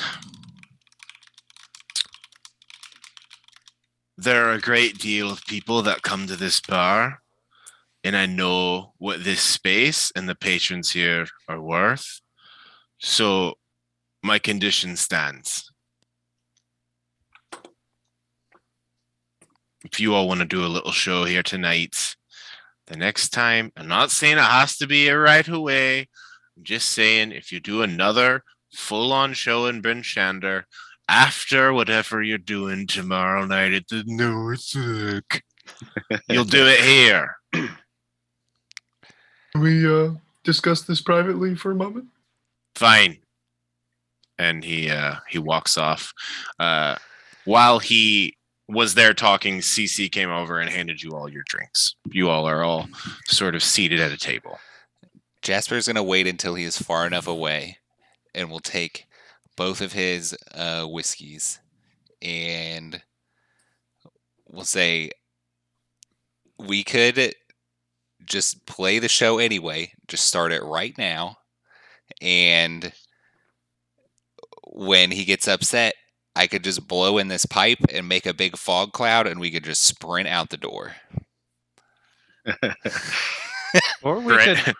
Drea makes a face at this. I think Or it we- would be Is that more an in our approving or favor. a disapproving face? Yeah, it's sort of like, oh, are we trying to start a fight? Is that what's happening? I mean, he's just making a really big deal out of this, and we're just trying to play some music, and it's only going to do good for him, and I don't know why he's resisting. Also, we don't have an exclusivity deal with the Northlook, so who cares? Make him pay us more, and we'll lock it in. Drea just says, I think it might be good for you to learn early on that if you help someone here, you might piss someone off just for the fact that you're not helping them. Just remember that as your time in the Dale goes forward. You didn't do anything wrong, but he thinks you have. All interactions with people are transactional, whether you want to admit that That's or really not. pessimistic So there, Jasper. that's Wow, yeah, that's a real opinion. that's how the world works. I do a lot of dealing with people and reading people's minds, and they're all thinking about what's best for them. And I think that's what he's doing now. well, we're thinking about what's best for us. I just- think what's best for us would be to get as many bars in town on our side. Why not do a tour of Brinshander even? You know? So our next show is here. Okay. Then the one after that can be somewhere else in town. Why not You know play what we wolf? should do? Let's open our own bar. Fuck all of them. That's the only place we play. Language. Take a big sip of my. Wait, do I have my drink? Yeah. Yeah. Take a big sip of my double Your whiskey. bourbon whiskey. I mean, yeah. Yeah, your iron the dwarven whiskey. Is there a Kentucky in this world? Can it be bourbon? They just call it whiskey here in these parts. Drea agrees with what you're saying, Beery, and nods along approvingly as you say it. Okay. Well, what's Or we could just. what's stopping us from doing the same thing? What's stopping us from the next time we come to town doing the same thing we plan to do this time, which is do different shows at different places? Yeah. I mean, we could just tell him we'll do it. We could just, and it doesn't matter. Yeah, we can just schedule other shows at other places on different days. Yeah. Yeah, I mean, hell, you guys could probably play everywhere in town, Drea says. Yeah. Sure. We should just make sure that in order to get him on our side, since it's part of the deal here, got to make sure our next one's here. Yes, Okay. we can fulfill that and not. We haven't made any promises or contracts with any of the other bars. Exactly. Cece comes over and says, are you all liking your drinks? Are they good? Jasper's was just still holding his, and we'll just do them both, and we'll nod, but isn't. I don't know if it's bad or not, but if it's bad, he doesn't care. I don't want to, talk disparagingly about my boss, but he has a pretty intense temper, and I find it fades pretty quick as it comes if he gets what he wants. And you all look over, and Ogden is just behind the bar, apparently up on a stool because he's a very short man, and behind the bar he's much taller. His arms are crossed and his face is red, and he's just staring at you all as you've been talking. And she says, if you all need anything else, just let me know. All right. Should we call him back over and tell him we'll take the deal? Yeah. We do that. Excellent. It's real quick down from his little perch, and he quickly makes his way over to the table. So what will it be? We'll do it. Our next show will be here. That's a delight. Well, our next show in Brent Shander will be here. Right. Yes. After your show tomorrow, right? Well, we have another show in another town, but our next show here will be at your Right. establishment. Yeah, absolutely. Well, I'm glad to hear it. I look forward to it. If you all just want to give me an idea when that might be, I will get a place ready for you. We can rearrange these tables, get you all a little stage put together, make it so that all the crowd can get in here to see you. And it's going to be a round of fire brandy on the house. I'll get it over to y'all just here in a second. Woo! And with that, you guys are given permission to enjoy some music playing, and not too long after that, 6 glasses of this supposed dwarven fire brandy are brought over the table. Jasper is going to pack a bowl of his good tobacco, and we'll smoke it, and we'll offer some to the dwarf. I can't remember what his name was. Ogden? Ogden, yes. He's back behind the bar. Oh. But he didn't bring us the drinks back? Mm-mm. Gotcha. Okay, never mind. He had CC bring him back over. But yeah, you all you smoke your pipe, you all have your drinks. The violin player, you see Ogden walks up to him, says a few words, points to the table. He nods, and he plays like another song and then puts his instrument away. And it is clear that you all sort of have the floor whenever you want to play. Is everyone drinking all of your drinks, including this brandy? Yeah. Can I put the brandy into my flask? That's gonna be tough, moving from a glass to a flask. I guess He'll do it. roll He'll just take the shot with the group. You drink it? Okay. Yeah. Yeah. Why don't everyone give me a con save as we start this night out? 16. Oh no. So I have disadvantage on these, yeah? No, just checks. You're still normal on Okay. saves. And Corpse Grinder, because of your feet, you'll have advantage on this. I'm exhausted too. 17. We got a 17. 6. Okay. 12. 16. Okay. Got a 12, and I'll be right back. Also. Cool. I got to roll for Drea. Beery, you haven't just had a bunch of liquor in a row like that, or I guess you had ale, and then you stacked this on there. You are beginning to feel a little loosey goosey. We got drunk Beery. You are having the drunk condition. Beery before liquor, never sicker. You got it. There you go. That's the saying.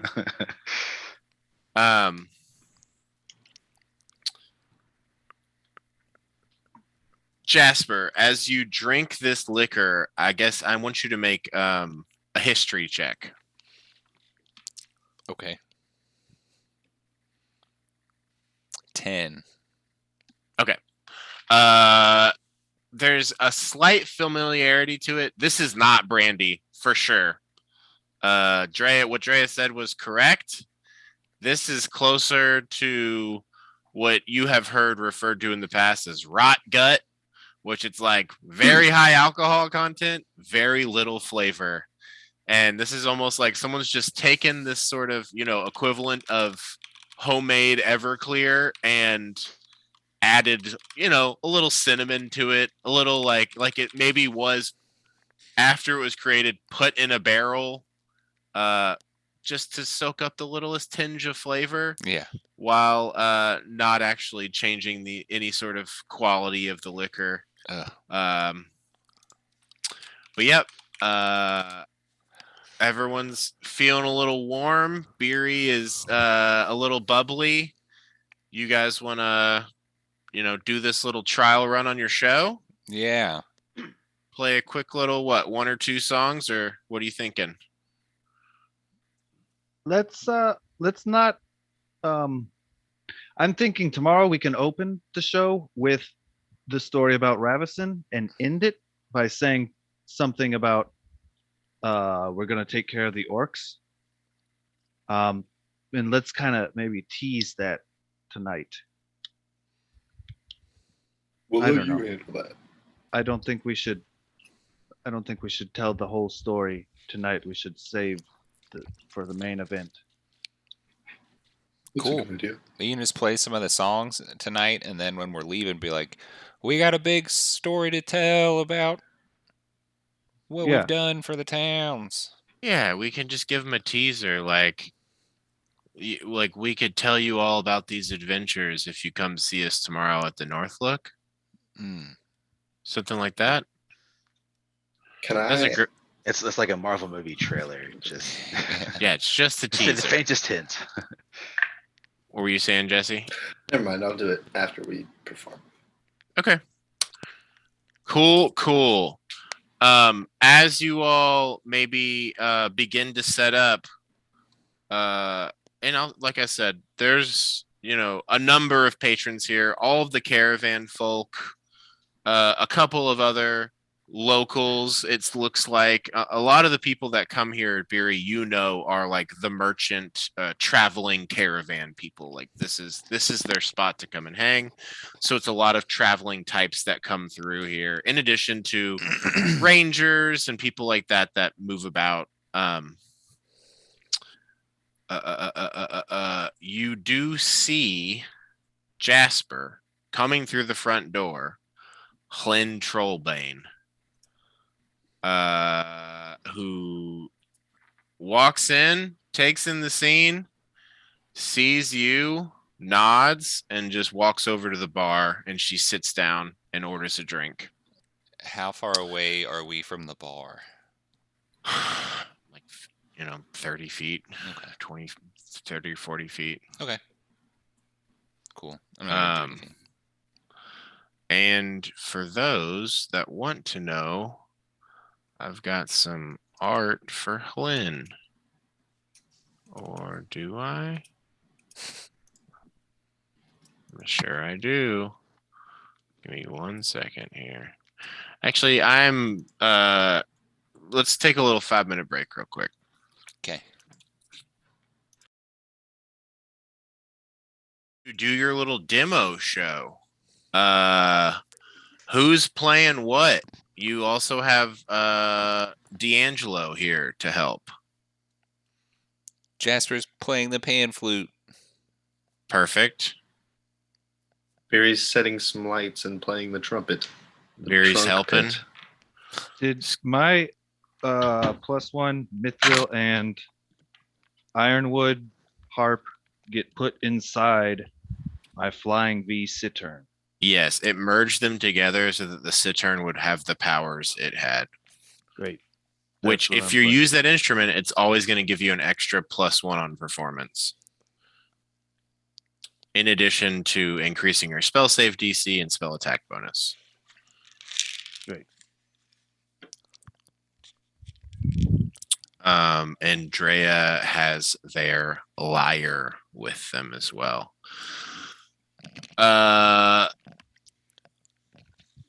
What do you all want to play? What do you do? Just normie songs, I think we decided on. All right. Tavern favorites. Just okay. 3. Yeah, okay. That's fine. If you want to roll me a history check, I can let you know if you know a song that specifically is more known about by dwarves. That maybe you could incorporate. Should you want to sort of pander a little bit that way? Even Moonbeam Scrying for the main show. Moonbeam Scrying is definitely for their maid show. It's part of the story.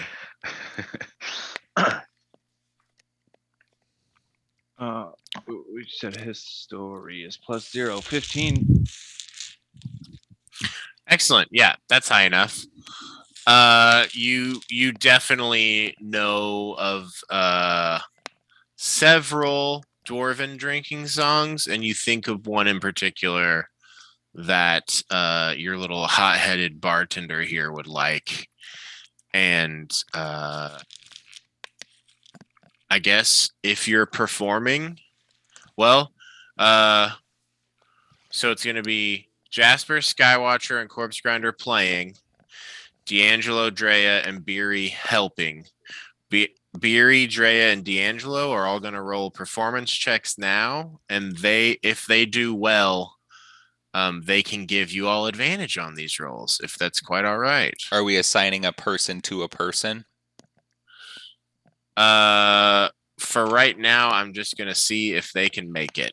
Okay. Before we go assigning. So Drea basically has a +4 to this.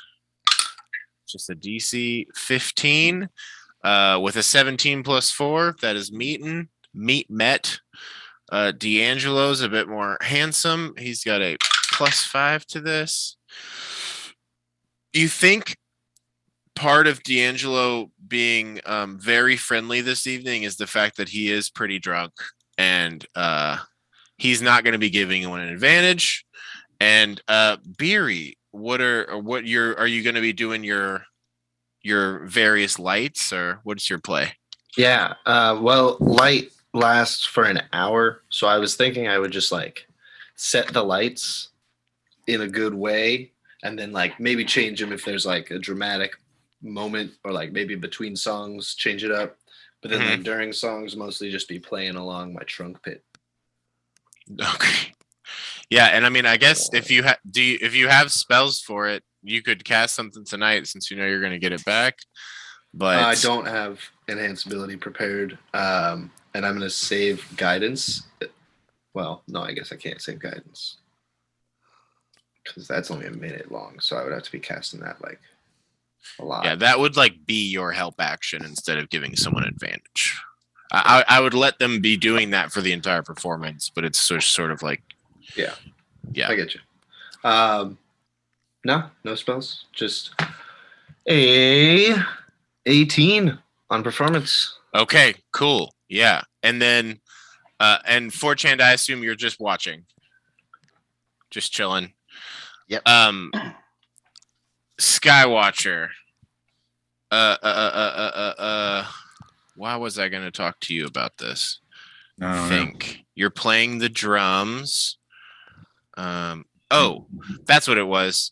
Yeah, I guess maybe it comes up. You, Beery, and you. It might be wise if you all take the spell enhance ability tomorrow, if you want some like magical help for the concert. Makes sense. Cool. So, Corpse Grinder and Jasper, you both have advantage. Skywatcher, you do not. Please roll me some performance checks as you all go through these classic band songs. Double 12. Classic tavern tunes. For 17.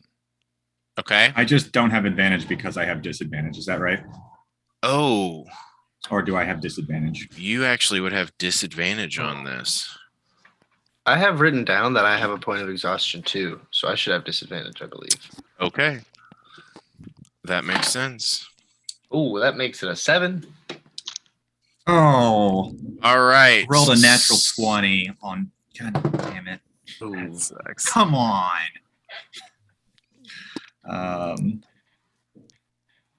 Where's my performance? Probably under charisma. Oh, got an 8. Well, this, instead of performance, it could instead be your proficiency bonus plus charisma, because you are proficient in drum, I believe. Okay. Then it would be 10. Cool. Corpse Grinder, they really need your help here. Do I have advantage? You are the one person who has advantage. Jasper, Oh, since you then I rolled need to two re-roll. 12s. No, Oh. you rolled two 12s. I'm just gonna say you got a 12. That was the Okay. universe being like, no, dude, it's a 12. Okay. So, Corpse Grinder, you're the only person with advantage. Dirty 20. Okay.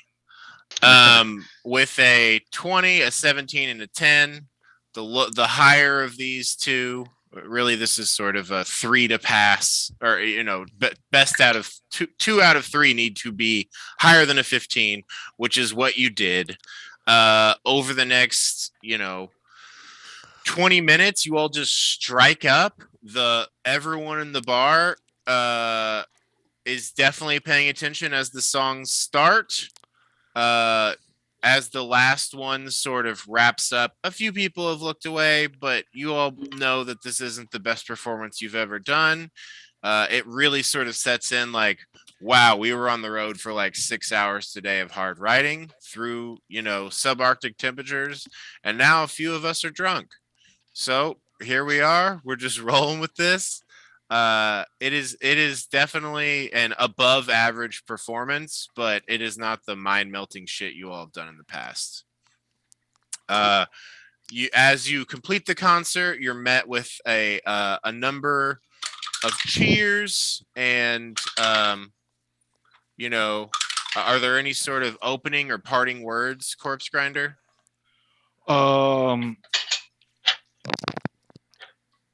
It's been a while since we played. Come see us tomorrow, and we'll be in peak form and totally derusted. Cynthia from out in the crowd just like screams. She seems to be a little drunk too. Really just trying to hype people up. As your little micro performance here concludes, you see that a sort of cup was put on stage or passed around maybe, and altogether when it's done, you guys have 6 gold, 13 silver, and 18 copper in this little collection from this little micro concert here. Great. And with that complete, is there anything else you'd like to do or talk to the people here in this bar before you depart for the next stop? Yes, I would like to look around for anyone who looks religious, who is a dwarf. Interesting. Okay, roll perception. Guidance. Poop. 14. Did you roll that with disadvantage? Oh, no. Since you are exhausted. Oh, even worse. Great. I rolled a 6 the first time and then a 3 the second. So 11 total. You see that there are like 3 dwarves in here, but none of them look to be religious of any sort. You actually recognize one of them as Hruna, the dwarf you all helped in the very first quest. She's like missing a number of limbs. And as you know, this is a traveling sort of caravanner's bar. So it makes sense that she, and then you see the 2 other dwarves next to her, are the other 2 that you all helped, would be here hanging out. You don't think that they're particularly religious. Okay. I will go up to them anyway and pull out. Whoa! Is that Beery there? Here she is again. What about that? Oh, yes, hello.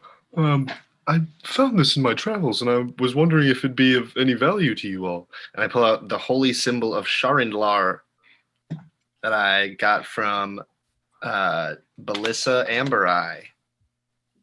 Oh. It's a flaming spoon. Pretty cool. Yes. Man, wow, what a throwback. Yes. Hruna says, "Oh, yeah, I will actually take this. I'm a lover of Chardonnay. She seems a little drunk.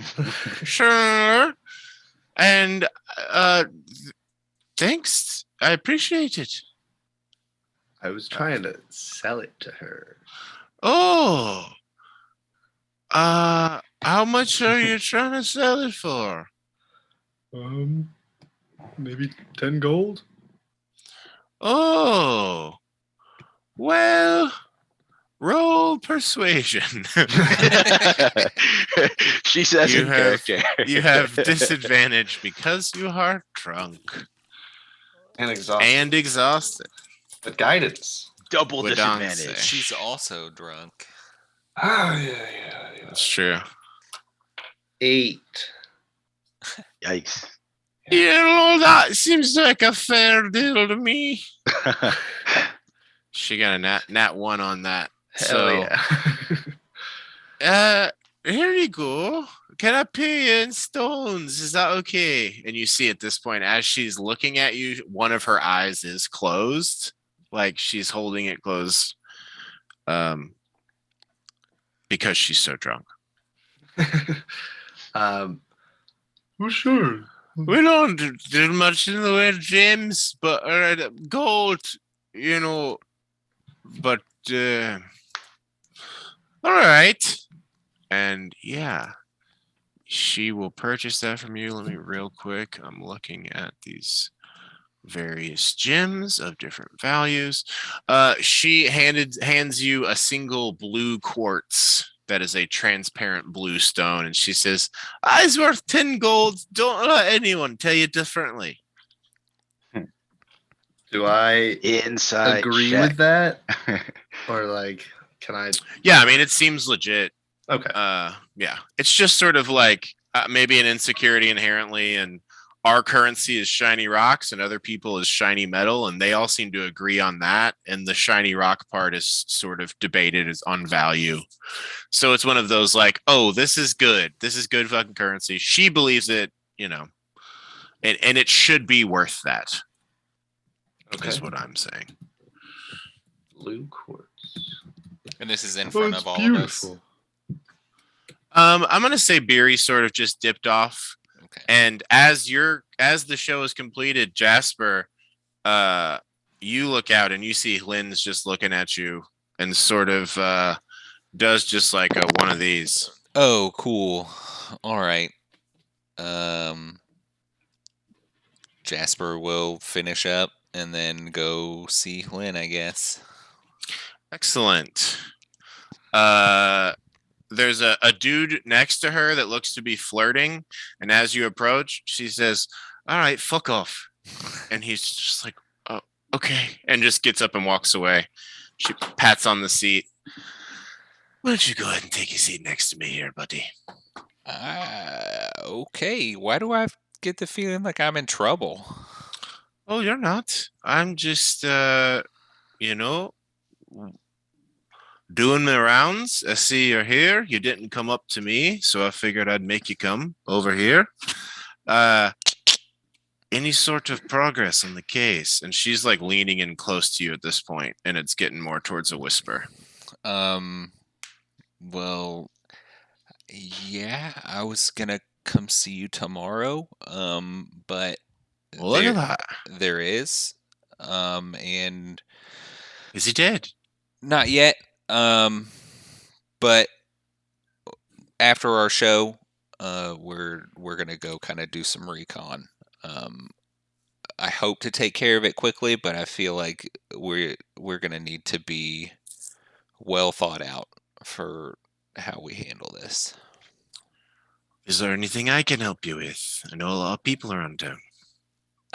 Well, is there anybody? Are there any like, I guess, merchants in Brenchander that are trustworthy? And she says, "And thieves can't." Are you looking for something risky? Or I guess it would be like unsavory, that sort of thing. Like, are you looking for a merchant of Jasper, thief related things? And yes. this to everyone else just sounds like nonsense that she's saying. He says tools of the trade. She says, and this is also in these there's a place I think that could be helpful to you. It is over near the East Gate.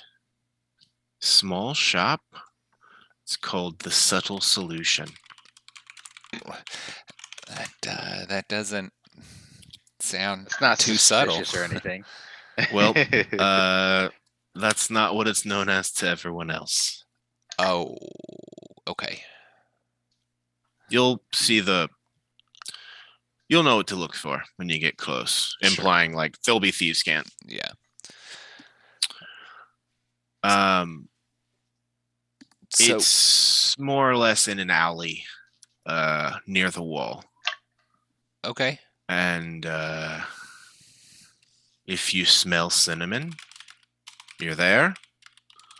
It's run by a wonderful tiefling by the name of Nowhere. She'll help you out.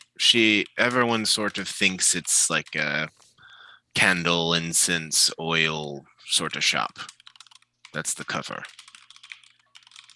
Okay. Well, cool. Is there any place that I should avoid here? The stocks, I All would right. say. Cool. You don't say. Do you I told you whenever the investigation started, I thought it might be related to the caravan. Do you know if that is the case? He'll just kind of nod in agreement. This can and- all still be in Thieves' Cant too. Sure. Yeah. Then he'll say, "Yeah, it's I'm Vernus." Huh. All right. Well, it's good to know that my suspicions and my gut are still right in line. Yeah. I mean, what do you know about Bremen? Because that's kind of where they hole up. They're in Bremen. Well, they have a cabin there, kind of outside of it. Oh, okay. Yeah, I don't think that they're actually in Bremen, from my understanding. I have heard about a little spot that they sort of hide away. Do you know, have you, and this is me really wanting you to have done your homework. Do you know what their caravan route is yet? We know some of them. We don't know the whole thing, right? I lost it in my notes, but I That know is that we went correct. over it. Yeah. You know some of it, you don't know all of it. Yeah. And she says, well, I do know all of it, but I want you to step up, so you need to get out there and figure that out. All right? All right. Good. Very good. Oh gosh, this cold, it hurts the bones. I am gonna head over to the North Look and head to my room and enjoy the rest of my night in peace. I hear that you'll be there tomorrow, so I will see you at the show. And then hopefully the next time I see you, some things have happened. All right. Well, we'll be at the North Look here in a little bit if you want an encore. Otherwise, have a good night. Farewell, Jasper. Stay safe out there. Keep your heads about. You as well. And she throws back her drink, puffs her pipe a little bit, gets it going, puts on her jacket, gets out, and leaves the bar. Corpse Grinder, Skywatcher, or Forge Hand, do you all want to converse with anybody while Beery and Jasper are doing their own things? Seems like they've got it covered. I don't think so. Anybody in particular? Okay. Well, I will say, Forge Hand, you see that the Goliath that is part of this merchant party has given you just a few looks, locking eyes a few times, but nothing too serious. It's one of those things where I guess you'll probably experience it more, but It's like you two are the only Goliaths in a good bit of distance for miles. So it's one of those, hey, look, it's just us and we're surrounded by all these type of people. And of course, Skywatcher, who is also, What? a Goliath in his own way. Can I tell which tribe this other guy's from? You don't recognize them from being from either of the tribes, Okay. but you know that there are Goliath clans all over the world. Okay. You know of their existence. It's not like you know them or history or any of that Right. stuff. So from his accent, when you did hear him speak, it sounds like he's from, elsewhere. Alrighty. Cool. Okay, well, unless there's any other business, with that, you all depart. Where to next? The hook knucklehead. Oh yeah, baby.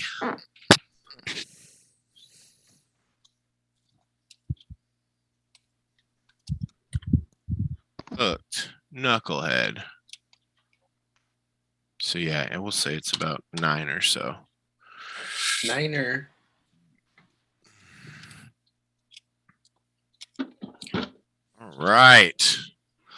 Actually, I guess could everyone together give me a group persuasion check, and you can abstain from this entirely if you want, as like a promotion for the show.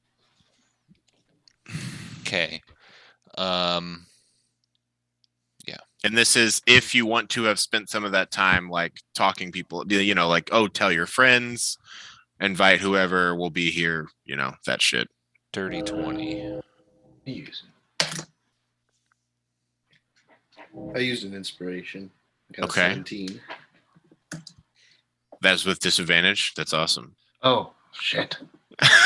Okay, so that's the first. And then. Oh, yes, that is with disadvantage. The other roll is a 19. Hell yeah. I got a 12. Cool. Do you want to use your inspiration or go with it? Okay.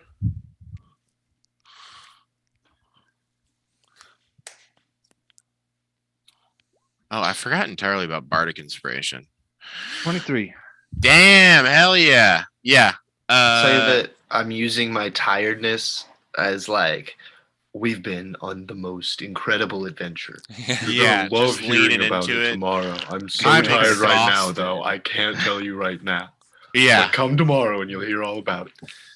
I love it. Okay, so in addition to all of the people of the caravan, which is another dozen people, I'm going to roll 2d12, and we're going to see how many more people you all sort of convinced to join. And this is a situation where with every extra person that comes to the bar, you all have the potential to make more money from the show, represented by tips. And yeah, that's another 12 people.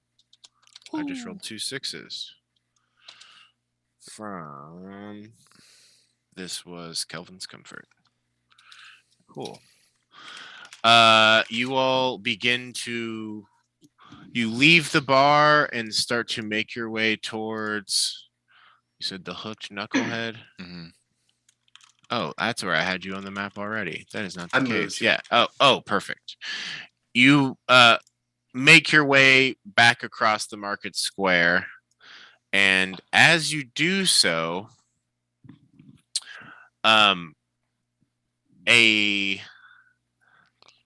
very large but hungry looking mastiff jumps off from one of the carts and runs towards you all. And there's 6 of us, so I'm going to see who it goes for. Can I try to You're just jump in gonna front? try to get behind Forge Hand. Huh? I will You're just gonna absolutely try to try to jump in front if I can see it coming. Well, it's just sort of like this is, its version of a surprise round. It Yeah. jumps Wow. out and you see it grabs a hold of Drea's bag, and Drea is like having to pull back and forth to stop this dog from ripping away their bag. Rolled myself, always super fun. Drea. What? The bag gets ripped open, and you see some, I mean, what looked to be like Drea's rations for the road, various forms of jerked meat, fall to the ground. The dog just grabs a mouthful of them and begins to run away. Do you all do anything? I'll say now is your time to act. The dog is like, Jasper will surrounded load a by you sandbag all. bolt into his hand crossbow and shoot it with the sandbag bolt. Going for a non-lethal shot. Yes. Okay. Wow. Attack. You just needed some food. 23. Yep, you hit. Roll damage. Cool. Sandbag is I think it would just be 1d4 this. plus 3. There we go. Wow, 7 damage. Excellent. And I guess hitting the button with a bludgeoning thing wouldn't do the piercing damage, right? I just get the bolt back. It would just bring you the bolt back. Yeah. You hit it with this bolt, and you just fully knock it unconscious. And it's on the ground, knocked Cool. out. It just wanted Nice. some food. Oh, poor Good shot. guy. And this is a pretty large dog. He does just look hungry and cold, and to have turned to aggression for needs of survival. Sorry, that was kind of a reflex. But if you wanted to keep the food, it'll just wake up with food in its mouth, and we can just keep walking. Yeah, Drea says, yeah. I mean, I'm a little upset it ripped my bag, but Beery, can you mend things? No. No? Okay. Give me like another couple of weeks, probably. I'll be able to do that. It's cool. I can just part of living on your own is having to fix things by yourself. I can sew it back later. It's just I just hate that it got ripped. Yeah, I mean, Is there I someone can sew here? things too. I'm pretty handy with the needle and thread. I imagine Beery would be. That's a Yeah, momly for thing sure. to do. Yeah. This place is huge. Could you get a new one? Yeah, I can get a new one. It's not about replacing it. I've just had this bag for a long time. It's not a big deal. Okay. Let's just leave this food here for the dog, and actually here, and you see Drea walks up and does a quick little incantation and casts Cure Wounds on the dog, and it sort of wakes up, and she's like, or Drea's like, come on, buddy, it's all right. Just have some food. You can go ahead and get out of here. And they rolled a 17 on their animal handling. The dog sheepishly takes the food, and then, it's sort of surrounded by you all, backs up, and then just runs off. Cool. Other than that, you face no sort of issues. You see a few people that give you a little hello, and you make your way into the Hooked Knucklehead. This is great. I didn't know we'd be doing a bar hop tonight, so this is fun. Hooked Knucklehead, the long-standing Knucklehead, has never been the best inn in town, but it caters to scrimshanders, crafters, and traders who come to Bryn Shander from other towns to conduct business. The innkeeper Barton, a human man of middling age, is balding, looks to,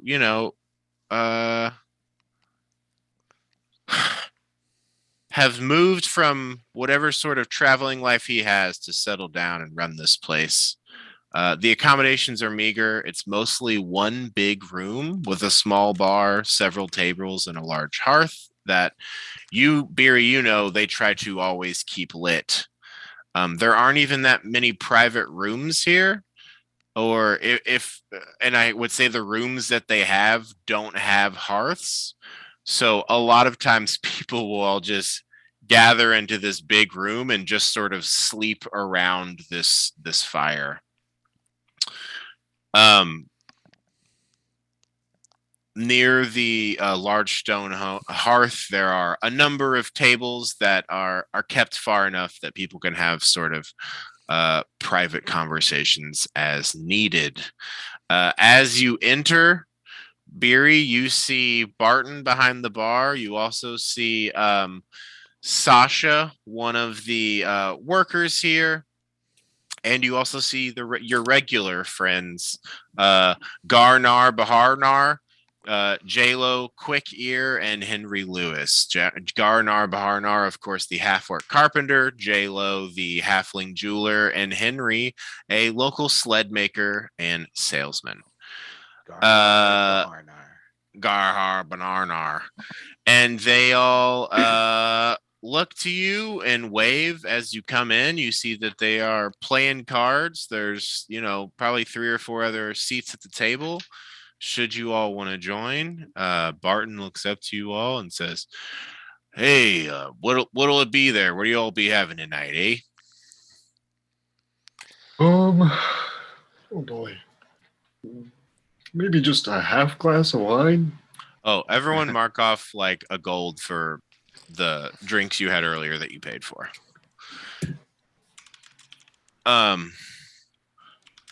Glass of wine. I'll see what I can do there for you. A half glass, if possible. Half glass. You got it. Take it slow. I'll have a whiskey. Got you on the whiskey. Absolutely. I'll have an ale. Can do. You're a new fella. Look at you. Barry, where's that Bash fella you brought around, huh? Oh, there was an accident. Bash has been frozen, actually. Oh my gosh. Solid. I'm so sorry for your loss. Well, we don't consider him lost quite yet. We're still holding out hope that we'll be able to thaw him. He's in the hot springs up in Tourmaline. Oh, was it that, and he looks around. I hear that there's a dragon out there. Did he get frozen by the dragon? No, it was another creature. Oh gosh. Oh gosh. There are dangerous things out there. There are. Yeah, I mean, I gotta say, I'm glad to be here behind the bar. I'm glad you're here too. It's nice to see a friendly face. Always welcome here, Barry. Yeah, sometimes you have to go where everybody knows your name. Cheers to that. Corpse Grinder, what do you be having? Whiskey. All right. Could I get a? Excuse me. Oh, hey there. Yep. I'm sorry, I couldn't see you behind this new big fella. Yeah. No, it's no worries. I'll get a whiskey. Make it a triple. Oh, going for the triple, eh? All right, I like it. Excellent. You guys are all served your various drinks. Your triple will be a gold and a half. The whiskey is generally 5 silver, like a heavy pour. So deduct your gold accordingly as far as how many you want to get. And I guess Skywatcher, Corpse Grinder, and Jasper give me a Constitution saving throw. It seems like Beery's slowing down and pacing herself. 21. He's responsible. All right, Jasper, you've drunk far more and far less time in your days. 11. Did you do that point with of advantage inspiration. because of your feet? Yeah. That's worse. Sweet beans. You are feeling the sauce. That dinner has been digested and now it's just whiskey hitting the stomach. You are under the drunk condition. Skywatcher, what'd you say? Got an 18. I said I'm using a point of inspiration, and then I got Cool. Well, yes. You are also just taking it, you're maintaining it. Everyone's feeling a little loosey goosey. Some of y'all are a bit drunker than the others. I'm gonna say Dre is joining the whiskey party. Dre is doing good from earlier. Dre is getting a little drunk now that they're there here with you all. Fortune is a designated driver. Yeah, I mean, you said you were just having ale, right? Yeah. Yeah, it's pretty low ABV. But do you all want to do anything in this bar while you're here? I want to visit my friends. I will excuse myself from the group. You guys go ahead and get a table. I'm gonna go chat with my old friends and see how things have been around town while we've been gone.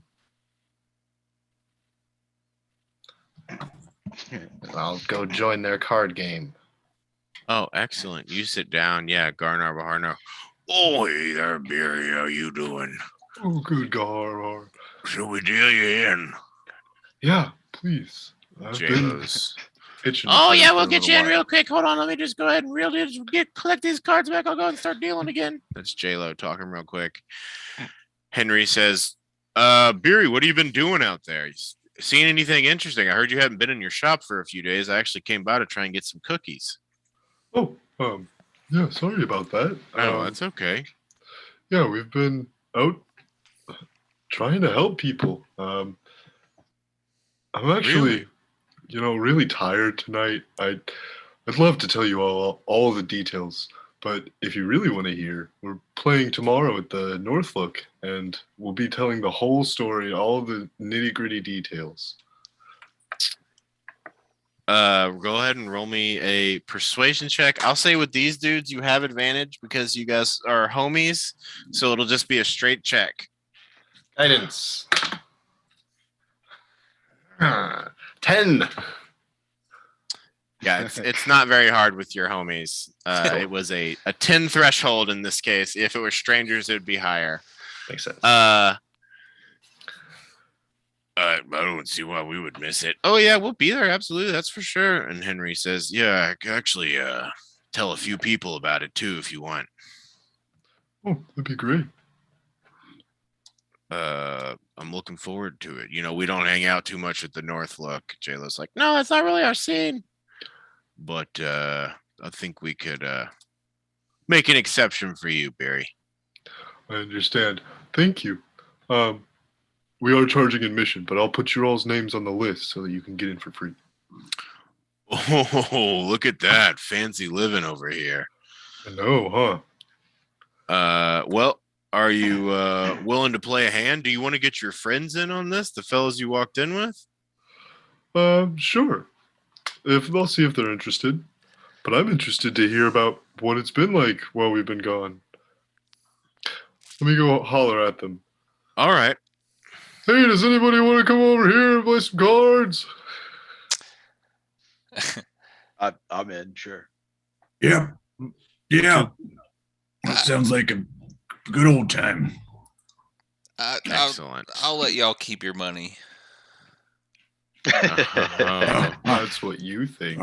You wish, Jasper. I've been playing cards in this here bar for, over a year now. Yeah, watch out. She really knows her stuff. And Drea next to you says, I'll probably sit this one out too if you want to chill with Drea in the meanwhile, Jasper. Yeah. Also, Jasper is drunk enough to where he would have just kept smoking his pipe on the way to the other bar and just walked in with it. So he's still smoking his pipe in this bar too. Gotcha. Yeah. Barton's like, would you mind sitting over there by the fireplace, just sort of blowing it in there? He'll look to Drea and be like, "You want to come over here?" For sure. Cool. Cool. And yeah, y'all go sit down and soak in some warmth from the fire, and the rest of y'all sit down to play a game of cards.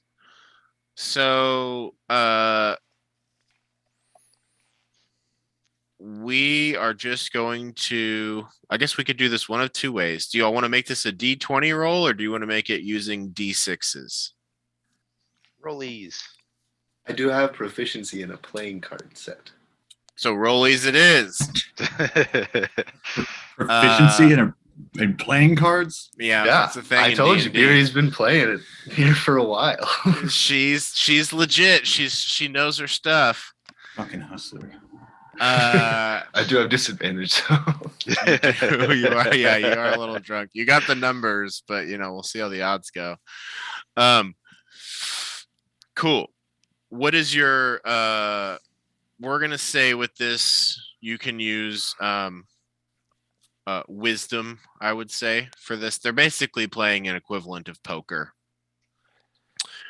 And I would say this could be wisdom or charisma being used, since since a lot of poker is just what the other person can read on you. So those are the skills you'll be using: wisdom or charisma. And if you have proficiency in a gaming set, you can add your proficiency bonus. But otherwise, if you are playing, just roll a d20 and add that score that makes sense. So these are all disadvantage things. You are drunk. Is that correct? Yes, and you're exhausted. I'm gonna Double use disadvantage. one of my inspirations on the first roll. That's cocked. Yes. I'm going to use my other inspiration.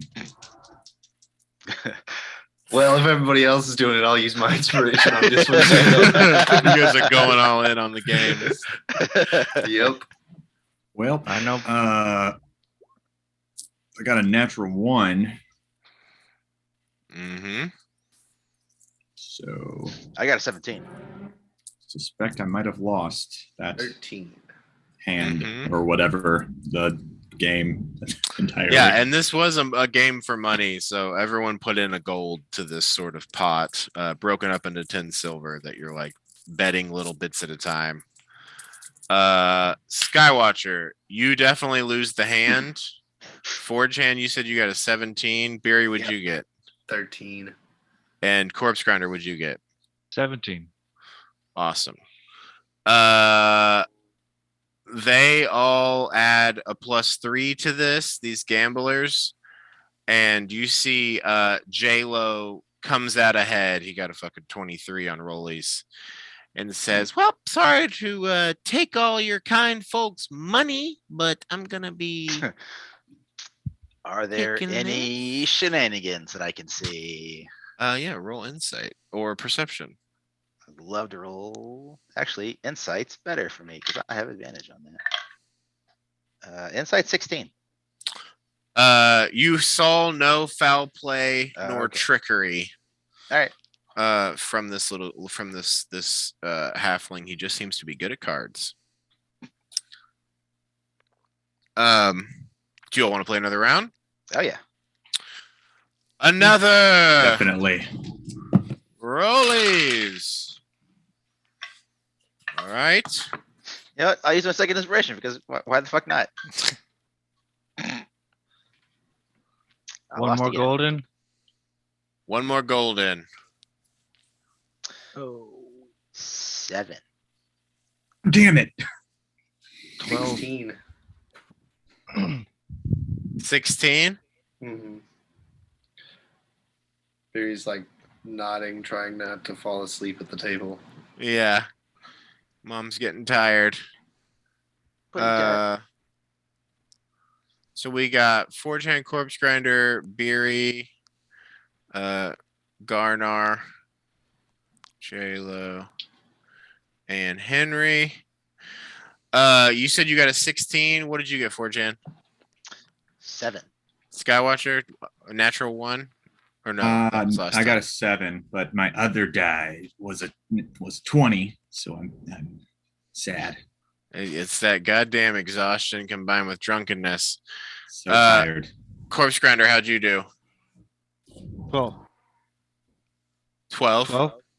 Beery, with your 16, you beat everybody. 1, 2, 3, 4, 5, 6. You win 6 gold from this pot. Hell yeah. And including in addition to the one that was your own. So, 7 total. Sick. One more All right. game of rollies, or Let's do it. Let's go again. Let's go one again. more? All right, got a good this will be feeling the about this. last hand. Garner says, "Oh, I'm starting to lose too much fucking money. I'm gonna stick around here." Never go down. I never end on a loss. And I'll do this all night.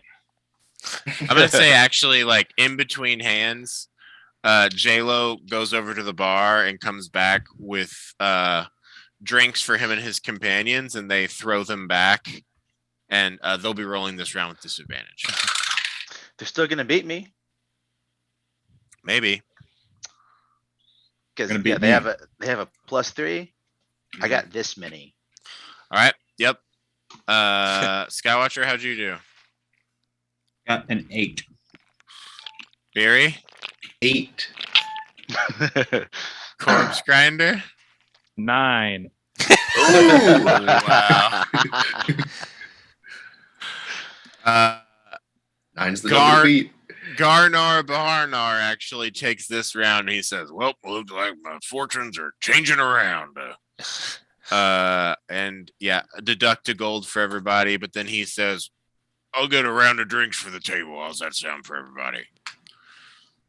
Sounds Uh, nice. Excellent. Wonderful. All of you all are. An ale is purchased for you to enjoy. Most expensive Jasper, drink is I've there ever had. anything you'd like to discuss with Drea in this time alone, or just sort of enjoying the bar? Just kind of watching this card game, and that last hand kind of seemed like it looked like a shit show, so I just kind of shake his head and Yeah, you're like, I definitely would have fucking cleaned up right now. Like, feeling confident in yourself on that at least. yeah. And yeah, excellent. That is what happens as the final hand is dealt. Garnar goes over, gets all of you all a bunch of ale, or gets ale for the whole table. Barton is pleased for the patronage, and yeah. Do I Anything get to else? scoop on anything been going on in town while we were gone? Ooh, of you looking importance? for a rumor? Yeah. Roll me a straight persuasion check. No, straight perception check, I'd say. Or I guess it'd be persuasion because you're trying to get it out of your friends, right? Yeah. Can I guide? Yes. Fuck. Fucking 8, dude. You hear two rumors just that you've already heard. The same ones. You hear about Bremen. They talk about that fish monster, and maybe you even be like, "Oh, I know, I've seen it." Oh, You know, yeah. that type of thing. It looked like this, and I hold my trunk up in the little shape. They all have a good laugh at that. And then you also hear about how in Dugan's Hole, apparently there are some like winter wolves that have been messing with the people there. These are wolves that are as big as horses and smart as people. And you also hear rumor that they can just, their breath alone can be a deadly cold. And that was Dugan's Hole.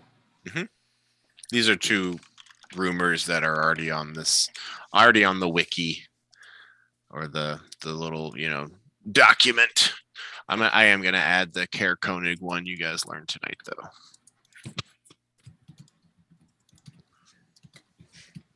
Yeah, that is the scuttlebutt that is picked up.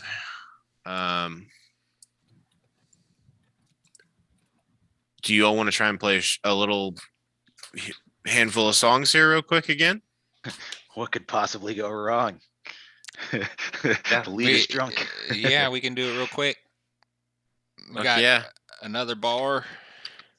After that last performance, at the last bar, D'Angelo sat down, and when he went to stand up to go with you all, he was like, "I am feeling pretty dizzy. I think I might just sit down." And he ended up crashing behind. Corpse Grinder, if you want, Cynthia is with you still. Oh If yeah. you would like the company, but she would Yes. also would stay there if not. She well, yeah, I will invite her along. Cool. Yeah, she's just been there drinking, chilling. she just sort of like watched while you all were playing cards and laughed along. She didn't seem like she wanted to play. She said she has been playing too much cards over the past, 10 days. She's good on that. So cool. If we're gonna do a quick little set, Drea is going to try to roll performance to help somebody. Not that great. Drea's also a little drunky. What are we adding here? So this would be +4. No, not enough. That's 11. Drea is playing, but not enough to help anybody.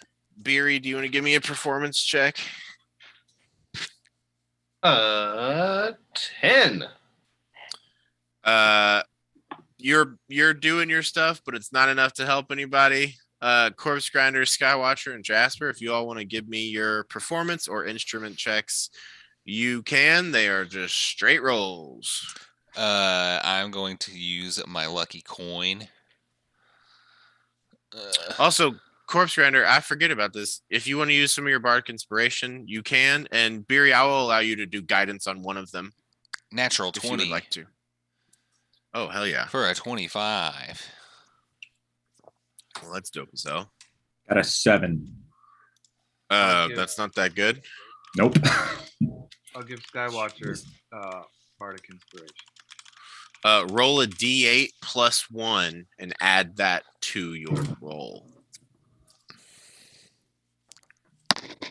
And I got a 21. Oh, hell yeah. My D8.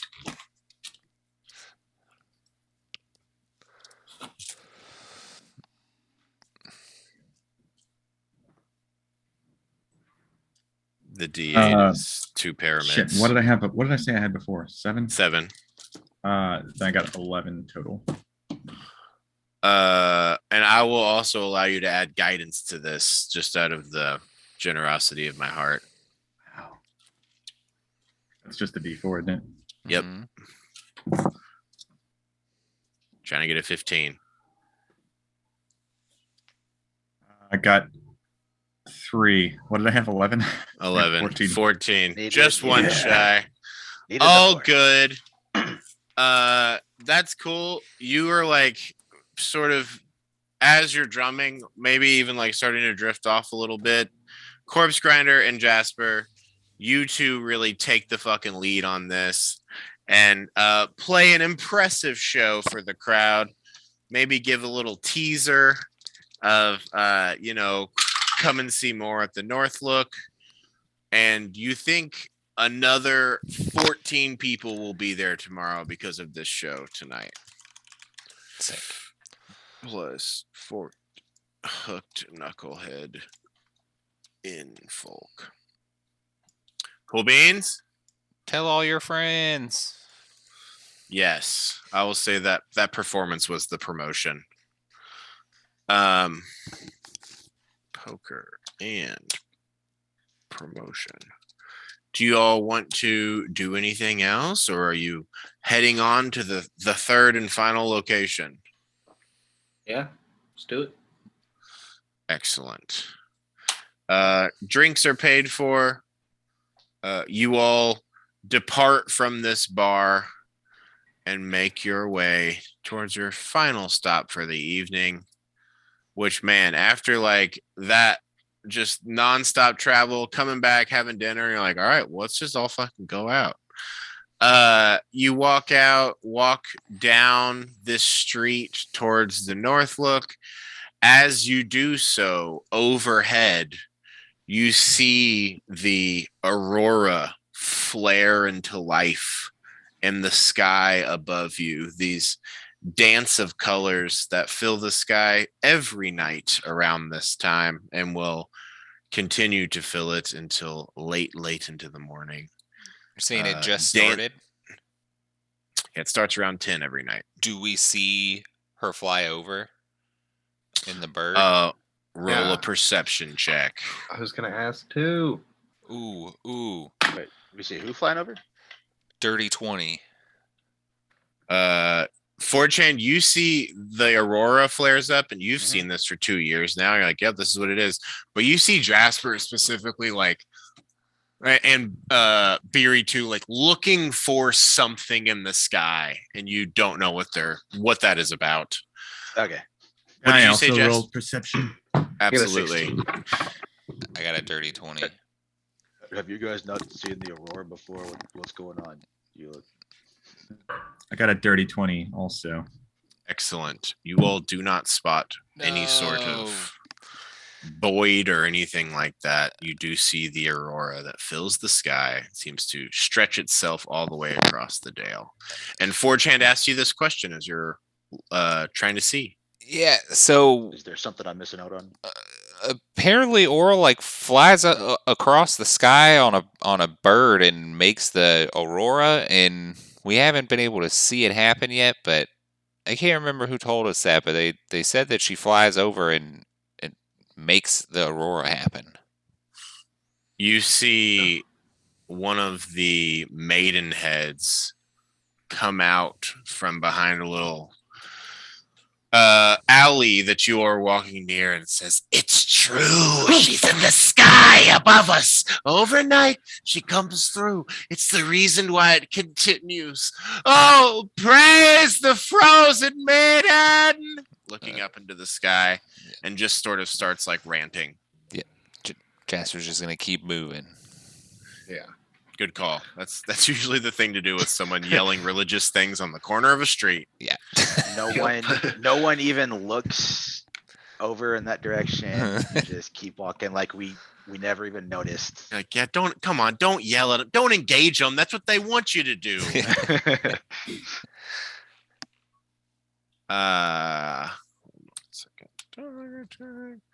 Excellent.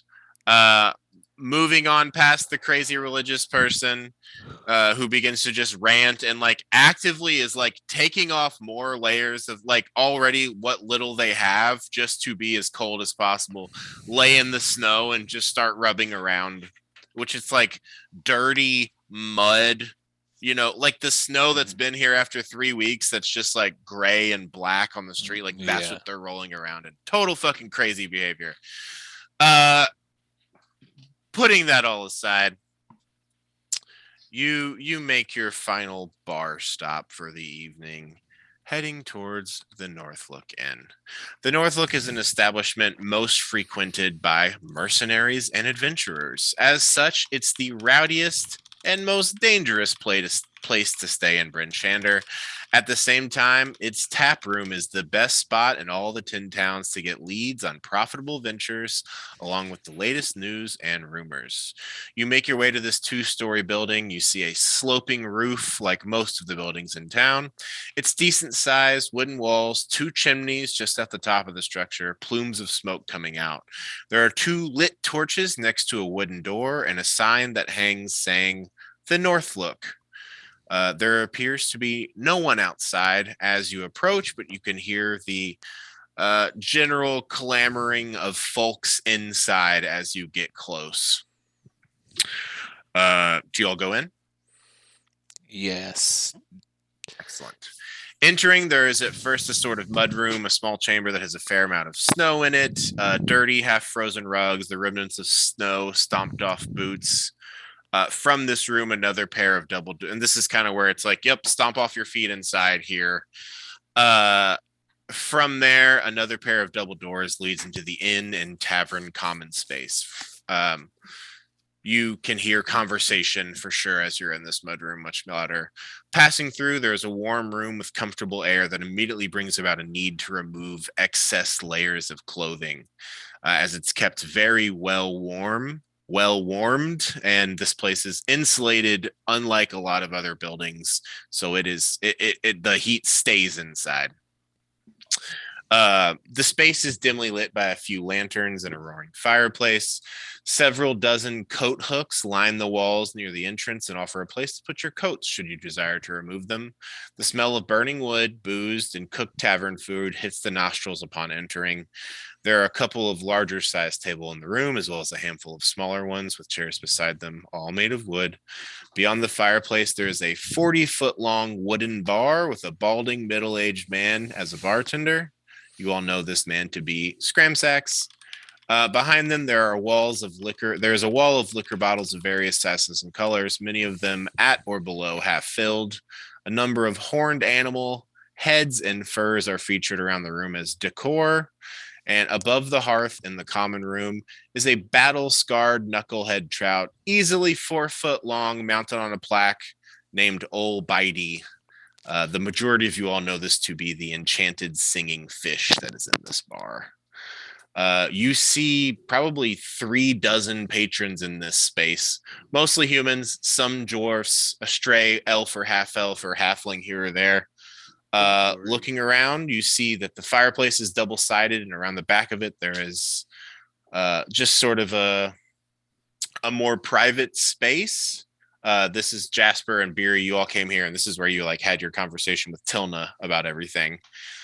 And in that little space, you see a petite redheaded woman with narrow eyes, pale skin,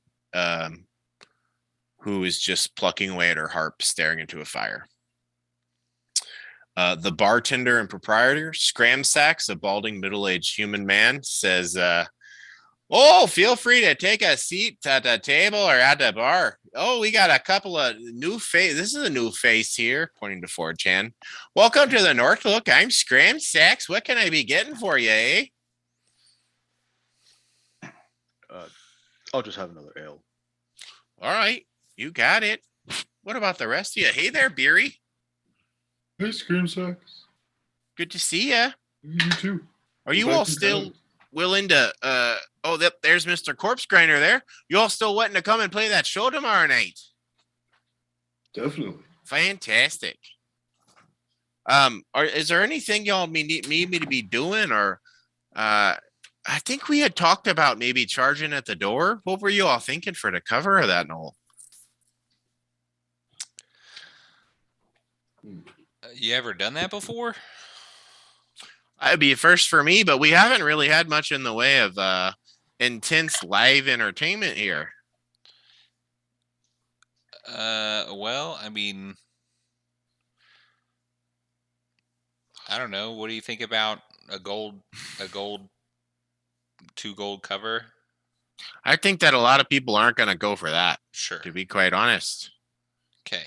I mean, I would think if you charge maybe, 2 or 3 silver, people be willing to pay that, but a gold's a lot to get into a bar. Sure. I mean, 3 silver's fine. It's all on top of tips, so. That's true. So are we wanting to, as far as the cover goes, maybe split that 50-50 or? I'm not good at math, so. Half of 3 pieces of silver is going to be weird. Well, it'd be the total pull at the end there, Yeah. Rider, what do you think? You are muted. I know. Okay.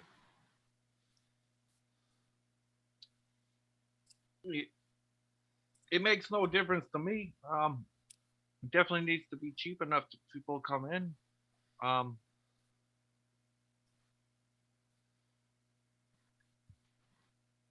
I think we'll make enough money selling shirts and getting tips, and half of that letting Scramsax have half. I don't want none of your tips, just so that's clear. Those should all Yep. go to you. I just want, Yep. if we're going to do a cut of the door.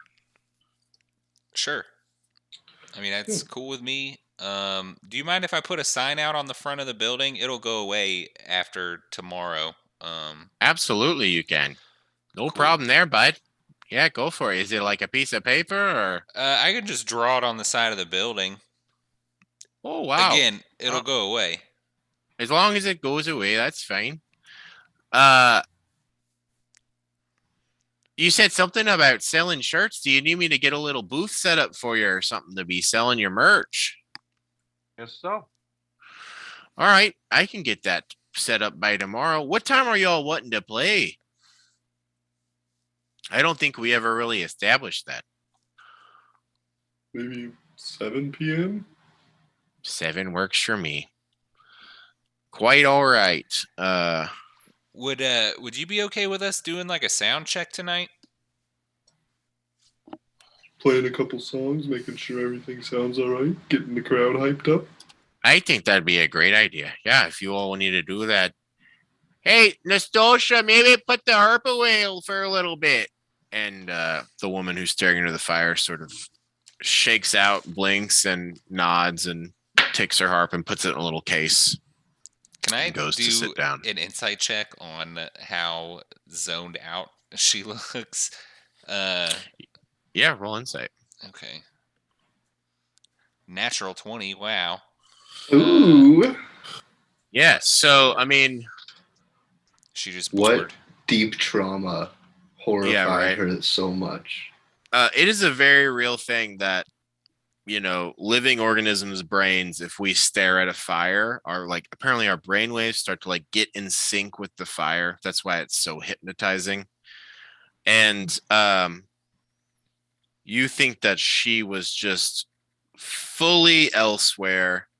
Had you even connected to her, like she was not present in the bar in that moment in a very real way. She was out of it. Cool. And snapping back and like realizing what's going on, she sees you all. She has been here before, seeing you all play. She was gone. That's your insight. Completely out of it. Someone had to like, hey, like, there other people are doing stuff. But it's not like she's upset or anything. It seems like the harp playing is just sort of like an idle action. She's zoned herself out. Yeah, for sure. Autopilot. Absolutely. Yeah. Yeah. Well, when you're good enough after a long enough time, that's a very real thing. So yeah, he says he'll get a table together for you all. You guys agree for the show to be at 7. You're going to put some art up outside. What do you want to do? 2 or 3 silver for the door charge? Maybe 2 for kids, 3 for adults. Are we allowing kids in? That's it. Okay, never mind. Yeah, it's a bar. Yeah. Let's 3. go with 3 is fine. 3. Cool.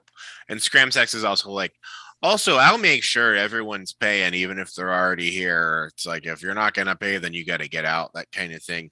I know that there's a lot of people here that got coin that they don't, maybe they're a little stingy with, but they got it. So that'll be fine. Well, We do have a list of names for folks who don't need to pay. They're friends of ours.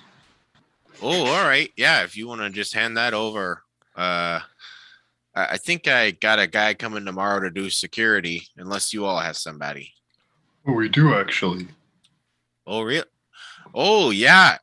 This tall fella here. Yep. That you seem like you could do security, buddy. That's for sure. That's probably what I'm most qualified to do currently. Well, that's perfect. Yeah, as long as you can read a list of names and collect money, that works for me. He's not going to be playing with you fine folks then? I will not be. Not much of a musician. I get it. I used to be an adventurer, and then I took an arrow in the knee, and I hadn't done much in the way of work since that. So I understand entirely. We figure out the things we're good at, and we lean into them. Well, did you ever get your knee looked at? I mean, I don't see why that should stop you. Yeah, I got it healed, and the doctor said, "Hey, just so you know, I man to man here, it's never gonna be the same. This is always gonna hurt. When the cold comes, it's gonna ache. When the rain comes, it's gonna swell. You just need to accept that." And I've just been doing that. I've been I got some exercises I'm supposed to do. I don't always do them. You know how that is. So that's just where I'm at. You should do those exercises. Physical therapy is an important part of the healing process. Roll me a persuasion check, please. and you're still drunk. Bury the and tired. medicine woman. You? Yeah. really should do those exercises. Get on this side. 8. How many 8s Yeah, have you rolled got it. today? It's the 16th time you've rolled an 8. For Yeah, sure, you're right. Barry. You sound just like the doctor. So, yep, definitely will eventually probably maybe get to those. If your doctor's it- that drunk, you definitely should get to find a that. new doctor. Do what now? So if your doctor sounds that drunk, you should probably find a new doctor. Well, that's fair. You know, there are. You know, I'm not really going to go into it. If you all want to set up over there, it looks like Nastosia's sort of gotten out of the way, so feel free to play as you please. Yeah. So I'm going to say on the walk over. Nope, that's not an option. Nope, then never mind. Nothing happens. Dre is like, so are we gonna do a couple of songs here? What do you guys want to do? Classics or playing? Classic. I'm sure you Classics. Guys are up for it. Oh, absolutely. Cool. Drea got a natural 1. Drea's not going to be helping much. They will be up on the stage playing their lyre. Beery, roll me a performance check if you want to help. 5. 5. Beery's not helping anybody. So you're not going to be able to get there. Okay, then I guess I should also set this precedent. If you're too fucked up and can't give the help action, you can then be like, okay, well then I guess I'll just do guidance. Okay. Because Cool. it's, yeah. So, Corpse Grinder, Skywatcher, and Jasper are 3 band boys. Give me a performance or instrument proficiency check. And Guidance. before you roll, Corpse Grinder, if you'd like to inspire them, you can also do that. Inspiration will need to be done before rolling happens. Sure. Uh, I've not rolled yet. Yes, inspiration. Can you hear me? Yes. yeah. For Who for? Jasper. Cool. Is How it many the rows do you have is it the left? 'Cause 6? You could, D8 plus 1. 8. well, that's for 10 I minutes. re-roll since I wasn't supposed to roll. Yeah. Sure. I mean, Yeah. I don't know how much it matters. 23.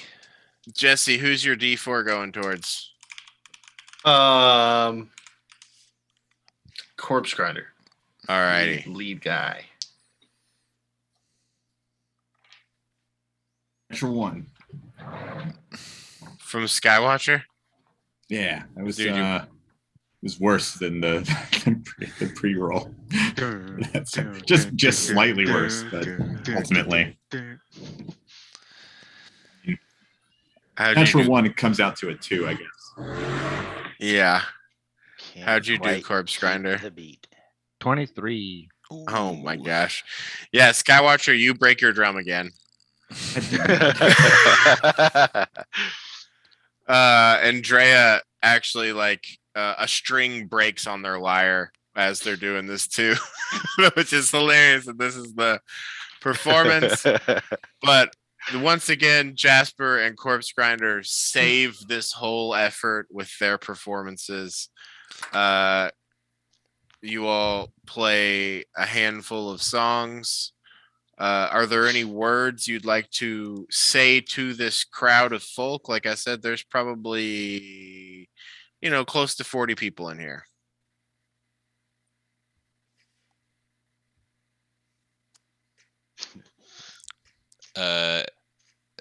Make sure That's not you for me. come out to the show tomorrow to hear the tales of our good deeds.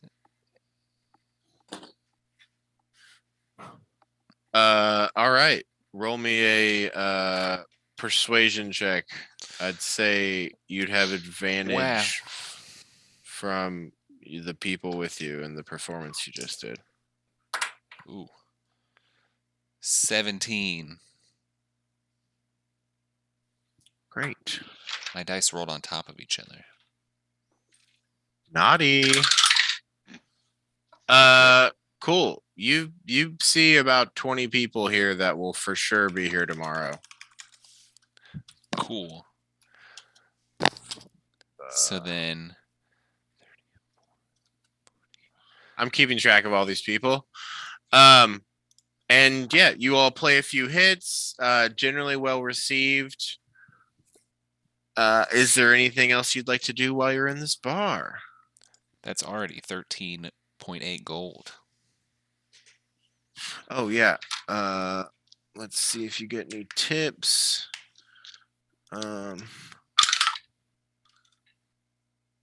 Yeah, you get an additional 2 gold, 14 silver, and 14 copper.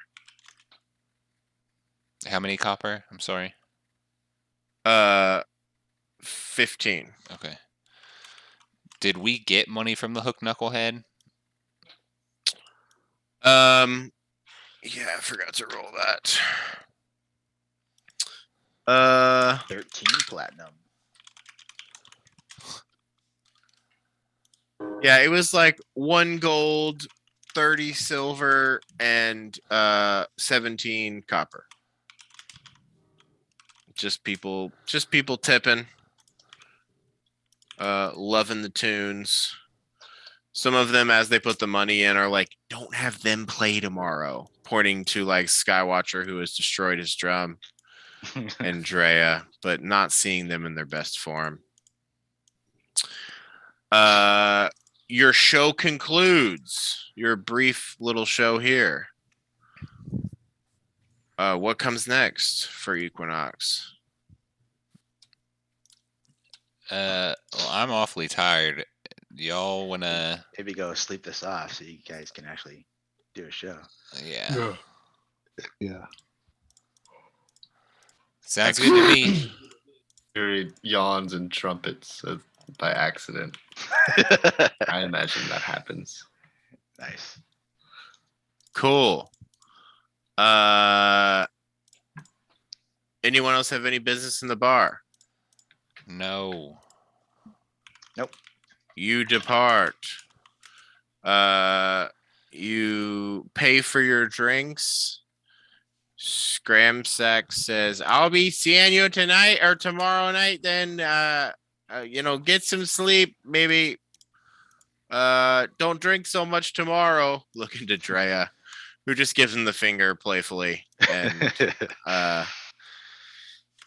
yeah, you all depart into the night. A bit more coin in your pocket, a bit more notoriety. You know for sure that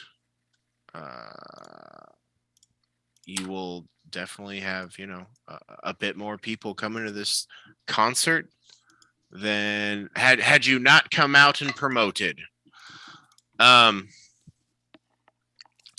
And Easy before I enough. leave, I'll do the mural thing on the outside. Show tomorrow, cool. 7 p.m. 3 Excellent. silver cover. Yeah, you make your little you make the Equinox symbol with all of its flourishes in another town somewhere. The sign is disappearing as you write, show 7 p.m. 3 copper cover or 3 silver cover. Easy enough. Under the light of the aurora in this darkened city, it's much quieter than it was earlier. It's, around 11 approximately. With no issue, you make your way back to Beery's, passing the graveyard and the house of the Morning Lord on the way.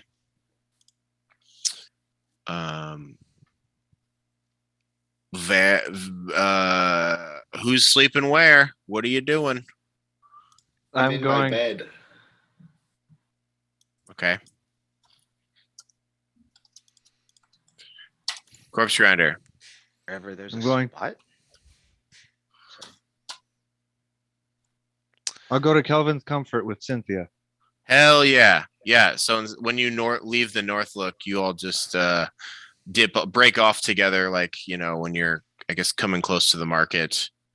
And yep, she very happily takes you back, and you all have a night of pleasure together, safe, warm bed partners. Do you want to say anything additionally? Over any pillow talk or anything of that sort? Oh, or okay, cool beans. Are you guys gonna be at the Beery's house tomorrow? We'll just come by there. Sure. You Great. got it, buddy.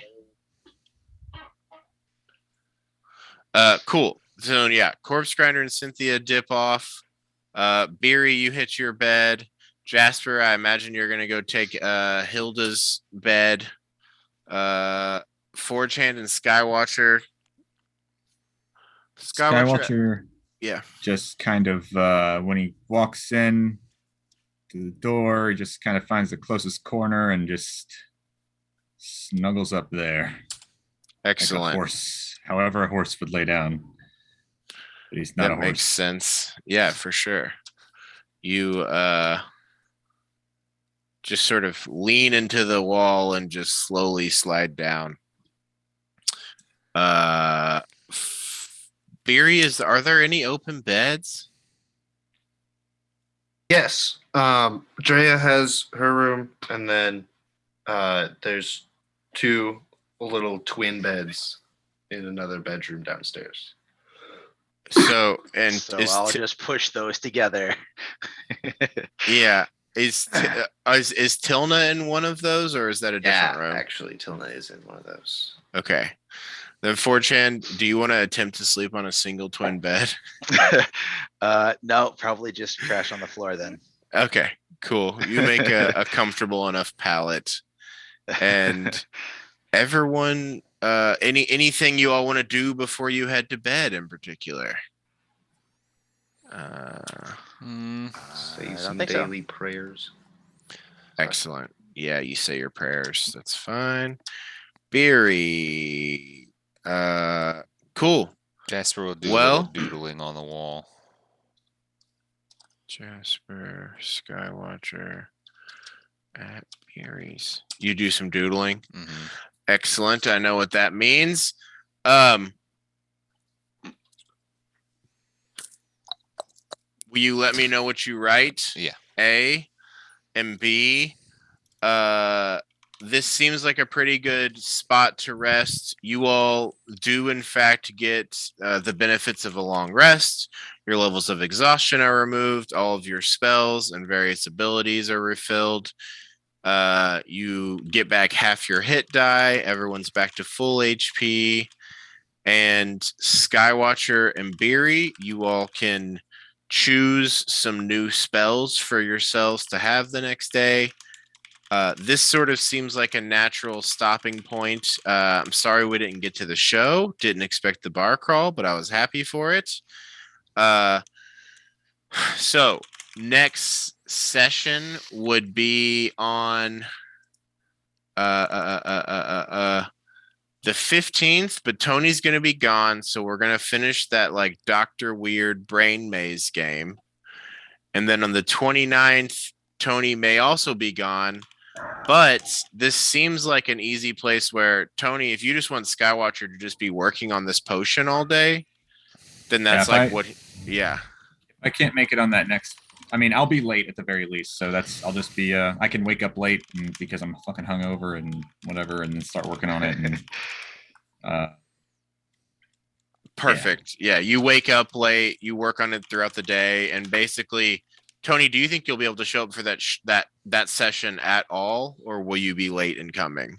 It just depends on how the schedule. We're the last game, which they can run if it runs late at all. Like running up to that point, then the start time's later, and it screws up everything for schedule. So I know I'm going to be late. I get it. Well, then I guess my thought is, it seems like the next session is going to be y'all doing some stuff around town leading up to the concert, and we can just have Skywatcher working on the potion during that time. You all can do your town stuff, and then maybe Tony can join us, late for that.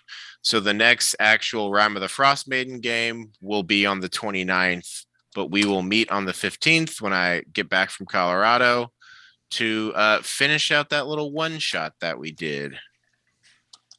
If that Sounds is good. cool for everybody. The double tap. Yes, the Good. double tap. Bryn Shander, Aaron's in concert. Thank you all for coming to play. I just got back from a cabin weekend, so I'm pretty exhausted, or I would keep going, but this seems like pretty natural stopping place. All good, all good. Yeah. Thank you for running. Thanks for bearing with. I'm sorry if this was not the most engaging session. That's wandering around a town and all that for you. But Oh, yeah, I that's appreciate. 4chan's favorite. Yeah. Yeah. I appreciate everyone being willing to come and hang out. I love you guys, and thanks for being here. Thank you Thanks for for running. running. Thanks for running. Yeah, thanks. For sure. Yes. We will do this again on the 29th, and we'll do our fun little side quest on the 15th. This is going to be Rime DMXP, and yeah, Bryce, if you want to go ahead and cut the stream. Goodbye, internet. Goodbye.